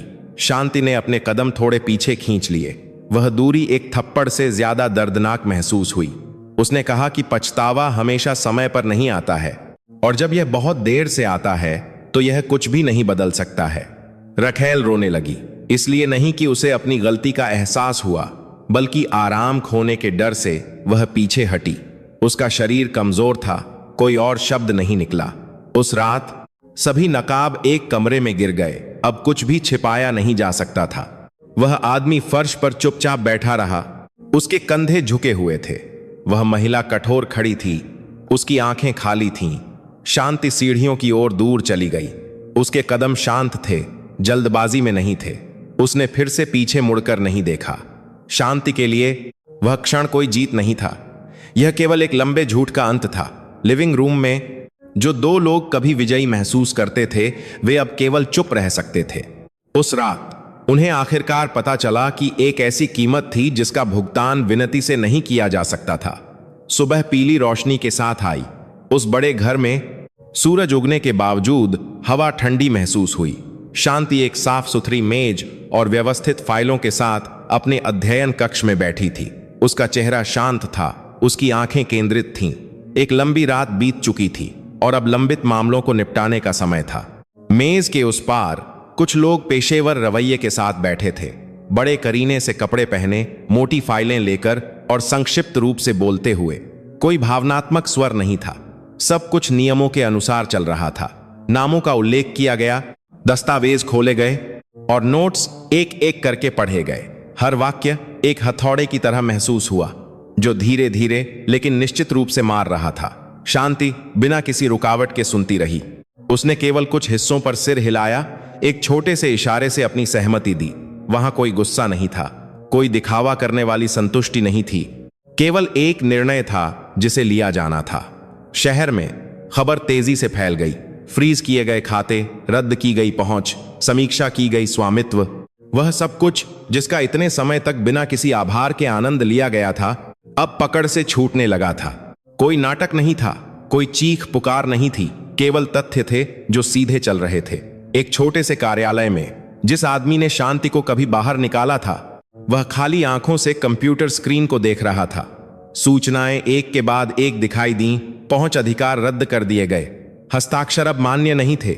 जो स्थान कभी खुला था वह अब बंद था। उसने फोन करने की कोशिश की, लेकिन अधिकांश कनेक्ट नहीं हुए। जिन्होंने जवाब दिया वे संक्षिप्त रूप से बोलते थे, दूरी बनाए रखते थे। नोटिस के कागज को निचोड़ते समय उसके हाथ कांप रहे थे। उसकी कनपटी पर ठंडा पसीना बह रहा था। वह खड़ा हो गया और इधर उधर घूमने लगा। उसका शरीर तनावग्रस्त था। अब कोई सहारा नहीं था, कोई ऐसा व्यक्ति नहीं था जिसे वह आत्मविश्वास से बुला सके। सभी एक साफ सुथरे और ठंडे तरीके से दूर चले गए।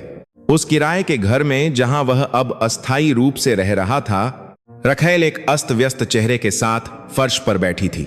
सामान बिना किसी व्यवस्था के इधर उधर पड़ा था। उसके हाथ में फोन बजा। एक के बाद एक अस्वीकृति की सूचनाएं। कार्ड का उपयोग नहीं किया जा सकता था। ऑर्डर रद्द कर दिए गए। मिलने के वादे रद्द कर दिए गए। उसने नम आंखों से उस आदमी को देखा। उसकी आवाज का स्वर ऊंचा था, घबराहट और गुस्से से मिला हुआ था। उसने पूछा, सब कुछ क्यों बदल गया? कल जो जीवन शानदार लग रहा था, वह इतनी जल्दी क्यों ढह गया? वह आदमी ने जवाब नहीं दिया। उसने नीचे देखा। उसके कंधे झुके हुए थे। उसकी सांसें भारी थीं। अध्ययन कक्ष में शांति खड़ी हो गई और खिड़की के पास चली गई। ऊंचाई से शहर व्यस्त दिख रहा था। लोग अपने अपने मामलों में व्यस्त थे। एक घर के टूटने के कारण कोई नहीं रुका। दुनिया चलती रही। उसे उस बारिश की रात याद आई।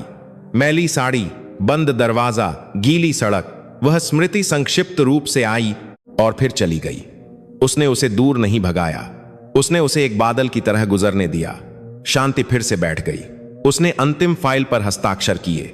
काली स्याही जल्दी सूख गई। निर्णय पूरा हो गया। प्रक्रिया जारी रही। सब कुछ कानून के अनुसार किया गया।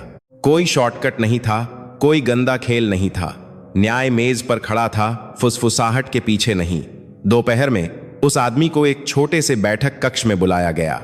जो चेहरे कभी मिलनसार थे, वे अब सपाट थे। बातचीत संक्षिप्त और दृढ़ थी। उसे बताया गया कि उसकी भूमिका समाप्त कर दी गई थी। सुविधाएं वापस ले ली गईं। संबंधित संपत्ति अलग कर दी गईं। कोई बहस नहीं हुई। उसने विनती करने की कोशिश की। उसकी आवाज टूट गई। उसने अतीत का उल्लेख किया। उसने सेवाओं का उल्लेख किया। जो जवाब आया वह वही रहा। निर्णय ले लिया गया था। उसे प्रशासन पूरा करने और कमरा छोड़ने के लिए कहा गया। उसके बाहर के कदम भारी लगे। लंबा, गलियारा संकरा महसूस हुआ। हर कदम बचे हुए आत्मसम्मान को खत्म करने जैसा था। माइनस में उसे एक कड़वी बात का एहसास हुआ। इतने समय तक जिस पर वह गर्व करता था, वह वास्तव में उसका नहीं था। किराए के घर में रखैल ने जल्दबाजी में अपना बैग पैक किया। उसका चेहरा कठोर था। उसकी आंखें गुस्से और डर से जल रही थीं। उसने परिस्थितियों को दोष दिया। उसने खुद को छोड़कर सभी को दोष दिया। जब वह दरवाजे पर पहुंची तो वह एक पल के लिए रुकी। उसे कोई नहीं रोक रहा था। वह बिना पीछे मुड़े चली गई। वह आदमी फर्श पर अकेला बैठा था। कमरा खाली महसूस हुआ। कोई आवाज नहीं थी, कोई हंसी नहीं थी, कोई योजना नहीं थी। उसने अपना सिर अपने दोनों हाथों में पकड़ लिया। उसकी सांसें उखड़ रही थीं। आंसू बिना आवाज के गिर गए। कहीं और शांति हल्के कदमों से इमारत से निकली। वह एक साधारण पोशाक के अलावा कुछ नहीं ले जा रही थी। कोई काफिला नहीं था, कोई जयकार नहीं थी। उसने चुप रहना चुना। शाम को वह शहर के बाहरी इलाके में बड़े घर में रुकी। वह पीछे के बगीचे में चली गई। हवा धीरे धीरे चल रही थी। पत्ते धीरे धीरे हिल रहे थे। वह एक लकड़ी की बेंच पर बैठ गई और आकाश को देखने लगी जो रंग बदलने लगा था। उसे याद आया कि वह सब कुछ जिससे वह गुजरी थी, भेष बदलने का फैसला, दिया गया विश्वास, प्राप्त विश्वासघात, बिना चीख पुकार के किया गया बदला, यह सब अधूरा महसूस हुआ। भले ही यह आसान नहीं था। शहर में वह आदमी अंतिम कार्यालय से बाहर निकला। जो अभी भी उससे बात करने को तैयार था। कोई निश्चितता नहीं थी, कोई वादा नहीं था। उसने खाली आंखों से सड़क को देखा। उसके कदम धीमे थे, उसका शरीर थका हुआ था। आत्मसम्मान इसलिए नहीं ढहा क्योंकि वह गरीब हो गया था, बल्कि इसलिए कि सच्चाई उसकी आंखों के सामने खड़ी थी। उसे एहसास हुआ कि सबसे बड़ा नुकसान संपत्ति नहीं, बल्कि वह विश्वास था जिसे उसने खुद नष्ट कर दिया था। शांति बेंच से उठी। उसने एक लंबी सांस ली। कोई जीत की भावना नहीं थी, कोई हार की भावना नहीं थी। केवल उस व्यक्ति की शांति थी जिसने कड़वा होने के बावजूद सही रास्ता चुना। सूरज धीरे धीरे ढल गया, परछाइयां लंबी हो गईं। उस दिन ने एक महत्वपूर्ण अध्याय बंद कर दिया। संपत्ति नियमों के अनुसार जब्त कर ली गई थी। झूठा आत्मसम्मान ढह गया था और जीवन पीछे मुड़कर देखने की जरूरत के बिना आगे बढ़ गया था। रात एक लंबी खामोशी के साथ फिर से आई। शहर के एक कोने में, जिसे लोग शायद ही कभी इस्तेमाल करते हैं, वह आदमी एक पार्क की बेंच पर झुके हुए शरीर के साथ बैठा था। उसने जो पतली जैकेट पहन रखी थी वह ठंड को रोकने के लिए पर्याप्त नहीं थी। पार्क की रोशनी धीमी थी, जो उसके अस्त व्यस्त चेहरे और धंसी हुई आंखों की परछाई को दर्शा रही थी। फोन पकड़ते समय उसके हाथ कांप रहे थे। स्क्रीन एक कोने में टूटी हुई थी, ठीक उसी तरह जैसे उसकी जिंदगी जो अब पूरी नहीं थी। उसने अपनी संपर्क सूची खोली। एक ऐसे नाम को देखा जिसे उसने लंबे समय से ठीक से संपर्क नहीं किया था। वह नाम उसकी छाती में एक कांटे की तरह था। उसने झिझकते हुए कॉल किया। डायलिंग टोन लंबी सुनाई दी, एक बार, दो बार, और फिर रुक गई। कोई जवाब नहीं था। उसने एक भारी सांस ली। उसका सिर झुक गया। उसकी छाती में पछतावा बिना किसी दिशा के घूम रहा था। उसे उस रात की बारिश याद आई। चीख पुकार, धक्का मुक्की, वह दरवाजा जिसे उसने जोर से बंद कर दिया था। सब कुछ फिर से स्पष्ट हो गया। वह अब उसे दूर नहीं धकेल सकता था। उसने अपनी आंखें बंद कर लीं। उसकी यादें साधारण दिनों में चली गईं। साधारण नाश्ता, एक साफ सुथरा घर, एक छोटी सी मुस्कान जिसे वह अक्सर तुच्छ समझता था।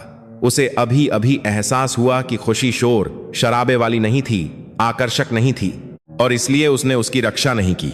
उसका फोन बजा। शांति की ओर से नहीं, एक संदेश आया। नौकरी के आवेदन की अस्वीकृति। एक विनम्र स्वर, दृढ़ सामग्री। वह धीरे से हंसा, बिना आवाज के, एक ऐसी हंसी जो एक टूटी हुई सांस की तरह थी। शहर के दूसरी ओर शांति गर्म रोशनी, एक साफ लकड़ी की मेज, बड़े करीने से व्यवस्थित फाइलों के साथ अपने अध्ययन कक्ष में बैठी थी। उसने अभी अभी उस दिन की अंतिम बैठक समाप्त की थी। उसका शरीर थका हुआ था, लेकिन उसका दिमाग शांत था। कोई लंबित मामला नहीं था जो उसे परेशान कर रहा हो। वह खड़ी हो गई और खिड़की की ओर चली गई। ऊंचाई से शहर जगमगा रहा था। वाहन की रोशनी ने लंबी लाइनें बनाई जो बिना रुके आगे बढ़ रही थीं। शांति ने शांत आंखों से उसे देखा। उसे जीत का एहसास नहीं हुआ, उसे खत्म होने का एहसास हुआ। उसका फोन जल उठा। कई बार एक मिस्ड कॉल आई। वही नाम। शांति ने उसे जाने दिया। वह जानती थी कि क्या कहा जाएगा। वह जानती थी कि किस तरह की आवाज निकलेगी। उसने जवाब न देना चुना। नफरत के कारण नहीं, बल्कि इसीलिए कि अब बात करने के लिए कुछ भी नहीं बचा था। पार्क में वह आदमी लड़खड़ाते हुए शरीर के साथ खड़ा हो गया। वह बिना किसी उद्देश्य के चला गया। खाली बेंचों और पेड़ों के पास से गुजरा जिनके पत्ते धीरे धीरे हिल रहे थे। हर कदम भारी लग रहा था। उसका पेट खाली था, उसका सिर चकरा रहा था। दुनिया दूर और ठंडी महसूस हुई। वह एक छोटी सी दुकान के सामने रुक गया जो लगभग बंद होने वाली थी। उसने रोटी और पानी खरीदा और फिर सड़क के किनारे बैठ गया। वह धीरे धीरे खा रहा था, ऐसे झुककर जैसे कोई देखे जाने से डर रहा हो। हर निवाला बेस्वाद लग रहा था। उसे याद आया कि शांति ने एक बार क्या कहा था, जिम्मेदारी के बारे में, होशपूर्वक चुनने के बारे में, परिणामों के बारे में। वे शब्द जिन्हें वह कभी बकबक समझता था, अब वे शब्द उसे बिना रुके मार रहे थे। उसने उस रोटी को तब तक निचोड़ा जब तक वह चूर चूर न हो गई। उसके आंसू डामर पर गिर गए। वह जोर से नहीं रोया, वह केवल धीरे धीरे, अकेले, बिना किसी गवाह के सिसक रहा था। पछतावा बहुत देर से आया और वह यह जानता था। अगली सुबह उसने शहर के बाहरी इलाके में बड़े घर जाने की कोशिश की। वह साधारण कपड़े और थके हुए चेहरे के साथ गेट के सामने खड़ा था। सुरक्षा गार्ड सीधे खड़े थे। उनका रवैया विनम्र लेकिन दृढ़ था। कोई अपमानजनक स्वर नहीं था, कोई खामी नहीं थी। उसने मिलने के लिए कहा, कारण घिसा पिटा था, वह बात करना चाहता था। सुरक्षा गार्ड ने सिर हिलाया और अंदर फोन किया। इंतजार लंबा लगा। आखिरकार जवाब संक्षिप्त आया। उस दिन कोई बैठक नहीं थी। उसने नीचे देखा, धन्यवाद धीरे से निकला। वह मुड़ा और चला गया। उसकी छाती में एक छेद था जिसे माफी के शब्दों से नहीं भरा जा सकता था। शांति को उस आगमन के बारे में एक संक्षिप्त रिपोर्ट मिली। उसने बिना किसी भावना के सुना। उसने सिर हिलाया और फिर अपने काम पर लौट आई। कोई अतिरिक्त निर्णय नहीं, कोई बदली हुई भावना नहीं। उसने निरंतरता को चुना। दोपहर में शांति ने एक साधारण सामाजिक बैठक में भाग लिया, न कि शानदार न ही कैमरों से भरी हुई। वह क्षेत्र में काम करने वाले कुछ लोगों के साथ बैठी, उनकी कहानियां सुन रही थी, आवश्यकतानुसार सवाल पूछ रही थी, स्पष्ट दिशा निर्देश दे रही थी। उसकी उपस्थिति शांत थी, डराने वाली नहीं थी। उनमें से एक ने कल रात की बारिश का उल्लेख किया। शांति हल्की सी मुस्कुराई। बारिश हमेशा उसे घाव की शुरुआत और साथ ही पुनरुत्थान की शुरुआत की याद दिलाती थी। उसने उस स्मृति को अस्वीकार नहीं किया। उसने इसे विनम्र रहने के लिए इस्तेमाल किया। शहर के एक अन्य कोने में वह आदमी अजीब काम करने की कोशिश कर रहा था। सामान उठा रहा था, गोदाम साफ कर रहा था। उसके हाथ गंदे थे, उसकी पीठ में दर्द था। उसने बिना ज्यादा बात किए काम किया। उसकी मजदूरी उस दिन खाने के लिए पर्याप्त थी और नहीं। ब्रेक के दौरान वह फर्श पर बैठकर पानी पी रहा था। उसने अपने हाथों को देखा। जो हाथ कभी इशारा करते और आदेश देते थे, वे अब केवल एक चीर पकड़ सकते थे। उसने किसी को दोष नहीं दिया। पहली बार उसने ईमानदारी से खुद को दोष दिया। शाम को उसने अपने फोन पर शांति को संबोधित एक लंबा संदेश लिखा। सामग्री पछतावा, जागरूकता, खुद को सुधारने की इच्छा के बारे में थी। भले ही वे साथ न हो। उसने उसे फिर से पढ़ा और फिर उसे हटा दिया। वह जानता था कि शब्दों की हमेशा आवश्यकता नहीं होती है। शांति शाम होने से ठीक पहले घर लौटी। वह उस बड़े घर के बीच के कमरे में बैठी एक छोटी सी बत्ती जलाई। उसने एक नोटबुक खोली, अगले सप्ताह की योजनाएं लिखीं। उसका ध्यान स्पष्ट था। उसका जीवन फिर से निर्देशित हो गया था। बाहर हवा धीरे धीरे चल रही थी। रात शांत महसूस हुई। शांति ने किताब बंद की और एक पल के लिए अपनी आंखें बंद कर लीं। उसने ईश्वर का धन्यवाद किया, इसलिए नहीं कि बदला हो गया था, बल्कि इसीलिए कि उसे एक ऐसा रास्ता चुनने की ताकत दी गई थी जो उसे खुद को गंदा न करे। उस आदमी का पछतावा अब दर्शकों के बिना अकेले चल रहा था। कोई तालियां नहीं थीं, कोई जयकार नहीं थी, केवल खामोशी थी जो नुकसान का मतलब सिखा रही थी। और एक अलग जगह पर शांति सीधी पीठ के साथ कल की ओर बढ़ी। देर से पछतावा अब नियंत्रण में नहीं था। उसने पूरी तरह से जीने का फैसला कर लिया था। सुबह एक साफ आकाश और हल्की हवा के साथ आई। सूरज धीरे धीरे उगा, शहर के बाहरी इलाके में बड़े घर के यार्ड को रोशन कर रहा था। शांति बरामदे में खड़ी थी, धीरे धीरे हिलते पेड़ों को देख रही थी। उसने एक लंबी सांस ली। उस दिन उसकी छाती पर कोई बोझ नहीं था, कोई लंबित मामला नहीं था। सब कुछ उस जगह पर था जहां उसे होना चाहिए था। वह घर के अंदर चली गई, एक गर्म पेय बनाया और फिर डाइनिंग टेबल पर बैठ गई। उसकी हरकतें शांत, व्यवस्थित थीं। अब कोई नींद की रातें नहीं थीं, कोई दौड़ते विचार नहीं थे। उसके जीवन में फिर से एक लय आ गई थी। उसका फोन बजा। कोई कॉल नहीं, केवल टीम से एक संक्षिप्त रिपोर्ट। कंपनी की पुनर्प्राप्ति प्रक्रिया अच्छी चल रही थी। क्षेत्र के श्रमिकों के लिए कार्यक्रम शुरू हो गया था। कोई बड़ा संघर्ष नहीं था, कोई नाटक नहीं था, केवल वास्तविक काम था जो धीरे धीरे लेकिन निश्चित रूप से आगे बढ़ रहा था। शांति ने रिपोर्ट पढ़ी और फिर फोन नीचे रख दिया। वह हल्की सी मुस्कुराई। जीत की मुस्कान नहीं, बल्कि राहत की मुस्कान। वह जानती थी कि न्याय हमेशा एक तेज आवाज के साथ नहीं आता है। कभी कभी यह शांत व्यवस्था के रूप में मौजूद होता है। शहर के एक अलग कोने में वह आदमी सुबह के बाजार से गुजर रहा था। वह एक छोटी सी टोकरी ले जा रहा था। दोपहर में पकाने के लिए सस्ती सब्जियां खरीद रहा था। उसके कपड़े साधारण थे, उसका चेहरा साफ लेकिन थका हुआ था। अब कोई ऐसा व्यक्ति नहीं था जो उसे सम्मान के साथ नमस्कार करे, न ही कोई उसका उपहास करता था। वह अधिकांश अन्य लोगों की तरह बन गया था, साधारण। वह एक पल के लिए रुक गया, एक विक्रेता को देख रहा था जो दोस्ताना मुस्कुरा रहा था। उसने उस मुस्कान का जवाब दिया, अजीब लेकिन ईमानदारी से। लंबे समय के बाद पहली बार उसे लगा कि वह दिखावा नहीं कर रहा था। उसका जीवन अब छोटा था लेकिन वास्तविक था। एक तंग किराए के घर में जो महिला कभी घाव पर हंसती थी, वह अब अकेली बैठी थी।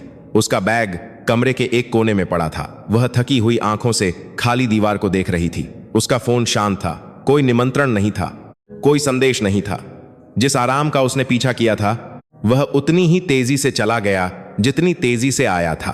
वह उठी, अपना सामान पैक किया। कोई बड़ी योजना नहीं थी, केवल एक ही लक्ष्य था, जीवित रहना। जिस हंसी का इस्तेमाल वह दूसरों को नीचा दिखाने के लिए करती थी, वह अब अजीब लग रही थी। उसने कड़वे तरीके से सीखा कि जीवन अहंकार पर छूट नहीं देता। शांति दोपहर होने से ठीक पहले कार्यालय पहुंची। वह दृढ़ कदमों से गलियारे से गुजरी। कर्मचारियों ने सम्मान के साथ नमस्कार किया, लेकिन अत्यधिक दूरी के बिना उसने एक सिर हिलाकर और एक संक्षिप्त मुस्कान के साथ जवाब दिया। उसने नरम हुए बिना करीब रहना चुना। बैठक संक्षिप्त थी, निर्णय जल्दी लिए गए, कार्य स्पष्ट रूप से विभाजित किए गए, कुछ भी लंबा नहीं था। शांति ने कई लोगों से अलग तरीके से नेतृत्व किया। उसने धमकी नहीं दी, उसने शक्ति का प्रदर्शन नहीं किया। उसने दिशा दिखाई और फिर आगे चली गई। बैठक के बाद वह एक पल के लिए अपने कमरे में अकेली बैठी। उसने एक दराज खोली, वह मैली साड़ी निकाली जो उसने एक बार रखी थी। कपड़ा अब साफ था, बड़े करीने से मुड़ा हुआ था। उसने उसे लंबे समय तक देखा, उदासी से नहीं, गुस्से से नहीं, केवल एक अनुस्मारक के रूप में। उसने उस कपड़े को धीरे से छुआ और फिर उसे वापस दराज में रख दिया। छिपाने के लिए नहीं, बल्कि यह याद रखने के लिए कि वह कभी सबसे निचले बिंदु पर थी और खुद को गंदा किए बिना उठने का फैसला किया। शाम को शांति ने शहर के बाहरी इलाके में एक कार्यस्थल का दौरा किया। एक विशाल भूमि, भारी उपकरण व्यवस्थित रूप से आगे बढ़ रहे थे। श्रमिक व्यस्त थे, उनके चेहरे ध्यान से भरे हुए थे। उसने संक्षिप्त रूप से बातचीत की, इनपुट सुना, यह सुनिश्चित किया कि सुरक्षा प्राथमिकता हो। उसकी उपस्थिति ने दबाव नहीं बल्कि सुरक्षा की भावना दी। एक बूढ़े कार्यकर्ता ने सम्मान में सिर हिलाया। उसने सच्ची आवाज में धन्यवाद कहा। शांति ने एक गर्म मुस्कान के साथ जवाब दिया। वह क्षण साधारण लेकिन मजबूत करने वाला था। वह जानती थी कि यही शक्ति का वास्तविक अर्थ था, डर नहीं बल्कि लाभ लाना। घर के रास्ते में शांति वाहन की पीछे की सीट पर बैठी ढलते सूरज को देख रही थी। आकाश ने रंग बदला, नरम और विशाल। उसने एक पल के लिए अपनी आंखें बंद कर लीं। उसके दिल में कोई बदला नहीं बचा था, केवल राहत और आगे बढ़ते रहने का इरादा था। शहर में उस आदमी ने उस दिन अपना काम पूरा किया। उसके हाथ दुख रहे थे, उसकी पीठ में दर्द था। उसे एक साधारण मजदूरी मिली। उसने धन्यवाद कहा और फिर घर चला गया। कोई शिकायत नहीं थी, कोई गुस्सा नहीं था। उसने बिना किसी को दोष दिए परिणामों को स्वीकार करना सीखा। रात आ गई। शांति हल्के कदमों से बड़े घर लौटी। उसने एक साधारण रात का खाना खाया और फिर बीच के कमरे में बैठ गई। एक छोटी सी बत्ती जल रही थी जिससे एक गर्म माहौल बन रहा था। उसने एक किताब खोली, कुछ पन्ने पढ़े और फिर उसे बंद कर दिया। उसने ऊपर देखा, अपने दिल में ईश्वर का धन्यवाद किया। इसलिए नहीं कि उसके दुश्मन गिर गए थे, बल्कि इसलिए कि उसे सही रास्ता चुनने की ताकत दी गई थी जब उसका दिल टूट गया था। बाहर हवा धीरे धीरे चल रही थी। शहर आराम कर रहा था। विभिन्न स्थानों पर जीवन अपने अपने तरीके से चल रहा था। हर किसी को एक जैसा अंत नहीं मिला, लेकिन हर पसंद को अपना परिणाम मिला। शांति खड़ी हो गई, बत्ती बुझाई और फिर अपने कमरे में चली गई। उसकी पीठ सीधी थी, उसके कदम निश्चित थे। उसने अतीत को एक बोझ के रूप में नहीं बल्कि एक सबक के रूप में लिया। उस दिन न्याय चिल्लाया नहीं, उसने अपमान नहीं किया, उसने खुद को नहीं दिखाया। वह खामोशी में बड़े करीने से और दृढ़ता से मौजूद था। हर किसी को उस जगह पर खड़े होने दिया जो उनके विकल्पों के अनुकूल हो। समय धीरे धीरे बीत रहा था, जैसे हर घाव को अपने तरीके से सूखने के लिए जगह दे रहा हो। मौसम बिना ज्यादा आवाज के बदल गया। शहर व्यस्त रहा, लेकिन शामिल लोगों के लिए जीवन अधिक शांत और ईमानदार महसूस हुआ। शांति अब एक स्थिर लय के साथ अपने दिन बिता रही थी। वह एक कठोर या अभिमानी व्यक्ति नहीं बन गई थी। वह अपने व्यवहार में सरल, अपने निर्णयों में दृढ़ और विश्वास करने में सतर्क रही। जो बड़ा घर कभी ठंडा महसूस होता था, वह अब एक गर्म आश्रय बन गया था, विलासिता के कारण नहीं, बल्कि उस शांति के कारण जो आखिरकार बस गई थी। उसका काम अच्छी तरह से चल रहा था, शक्ति के कारण नहीं, बल्कि उस न्याय के कारण जिसे उसने बनाए रखा था। उसके आसपास के लोग सुरक्षित, सम्मानित और सुने हुए महसूस करते थे। अब उसका परीक्षण अंधे प्रेम से नहीं हुआ, क्योंकि उसने खुद को पूरी तरह से प्यार करना सीख लिया था। वह आदमी जो कभी उसका पति था, एक बहुत अलग जीवन जी रहा था। वह एक साधारण जगह पर रहता था, अपने हाथों से काम करता था और थके हुए शरीर के साथ घर लौटता था। अब कोई सम्मानजनक पुकार नहीं थी, कोई विशेष महसूस नहीं था। दिन लंबे लेकिन ईमानदार महसूस हुए। हर रात वह अकेला बैठता, उन विकल्पों के बारे में सोचता जिन्हें वह कभी सही मानता था। वह पछतावा अब चिल्लाया नहीं, बल्कि धीरे धीरे उसकी छाती में बस गया। उसने सीखा कि सबसे बड़ा नुकसान संपत्ति या पद नहीं, बल्कि वह विश्वास था जिसे उसने खुद नष्ट कर दिया था। जीवन ने उसे एक शांत और कठोर तरीके से सिखाया, बिना किसी अतिरिक्त सजा के। जो महिला कभी घाव पर हंसती थी, वह अब उसी खामोशी के साथ अपने दिन बिता रही थी। कोई सुर्खियों में नहीं था, कोई चापलूसी नहीं थी। वह जगह बदलती, नौकरी बदलती और एक कड़वा सबक लेकर जाती जिसे वह फेंक नहीं सकती थी। जिस अहंकार पर वह कभी गर्व करती थी, वह सावधानी में बदल गया था। उसने सीखा कि दूसरों की पीड़ा पर बनी खुशी कभी नहीं टिकती। उस खामोशी में सब कुछ कारण और प्रभाव के अनुसार चल रहा था। कोई चीख पुकार नहीं थी, कोई बदला नहीं दिखाया गया था। केवल जीवन था जो हर किसी को उस स्थिति में रखता था जिसे उन्होंने खुद चुना था। इस कहानी से विचार करने के लिए एक हल्का सबक नहीं है। सबसे बड़ी गलती गरीब या साधारण होना नहीं, बल्कि एक वफादार व्यक्ति को कम आंकना है। यह सोचना कि कोई हमेशा रहेगा, भले ही उसके साथ बुरा व्यवहार किया जाए, एक महंगी गलती है। वफादारी चोट पहुंचाने का लाइसेंस नहीं है और धैर्य नीचा दिखाने का कारण नहीं है। जब कोई धोखा देने, झूठ बोलने और दूसरों के आत्मसम्मान को रौंदने का फैसला करता है, तो वह वास्तव में अपने लिए एक गड्ढा खोद रहा होता है। अहंकार आंखों को अंधा कर देता है, धन दिल को लापरवाह बना देता है। जब कोई अपनी स्थिति या शक्ति के कारण सुरक्षित महसूस करता है, तो वहीं वह शिष्टाचार बनाए रखना भूल जाता है। वह भूल जाता है कि वह जिस भी चीज का आनंद ले रहा है, वह एक पल में जा सकती है, खासकर अगर यह झूठ पर बनी हो। और जब सच्चाई आखिरकार खड़ी हो जाती है, तो उसे रोकने के लिए कोई कारण पर्याप्त मजबूत नहीं होता है। शांति दूसरों को नीचे गिराकर नहीं जीती, वह जीती क्योंकि उसने घाव को उसे एक क्रूर व्यक्ति में बदलने नहीं दिया। उसने कड़वा होने के बावजूद सही रास्ता चुना, और यही वह जीत है जिसे कोई नहीं छीन सकता। उससे हम सीखते हैं कि आत्मसम्मान का बचाव चीख पुकार से करने की आवश्यकता नहीं है, केवल गलत व्यवहार के आगे न झुकने की दृढ़ता से पर्याप्त है। यह कहानी याद दिलाती है कि हर पसंद का एक परिणाम होता है। धोखा दिया गया प्यार चला जाएगा, टूटा हुआ विश्वास वापस पाना मुश्किल है, और देर से आने वाला पछतावा केवल एक सबक छोड़ता है, माफी नहीं। इसलिए एक सच्चे व्यक्ति के साथ व्यवहार करने में सावधान रहें, क्योंकि जब वे चले जाते हैं तो अक्सर उन सभी अच्छी चीजों के साथ चले जाते हैं जो आपके पास कभी थीं। यह कहानी एक काल्पनिक कहानी है जिसे यथासंभव यथार्थवादी बनाया गया है, ताकि इससे सबक सीखा जा सके। अंत तक सुनने के लिए धन्यवाद। यदि इस कहानी ने आपके दिल को छुआ है, तो कृपया टिप्पणी अनुभाग में अपनी राय लिखें। लाइक और सब्सक्राइब करना न भूलें, ताकि आप अगली कहानियों से न चूकें। हाँ।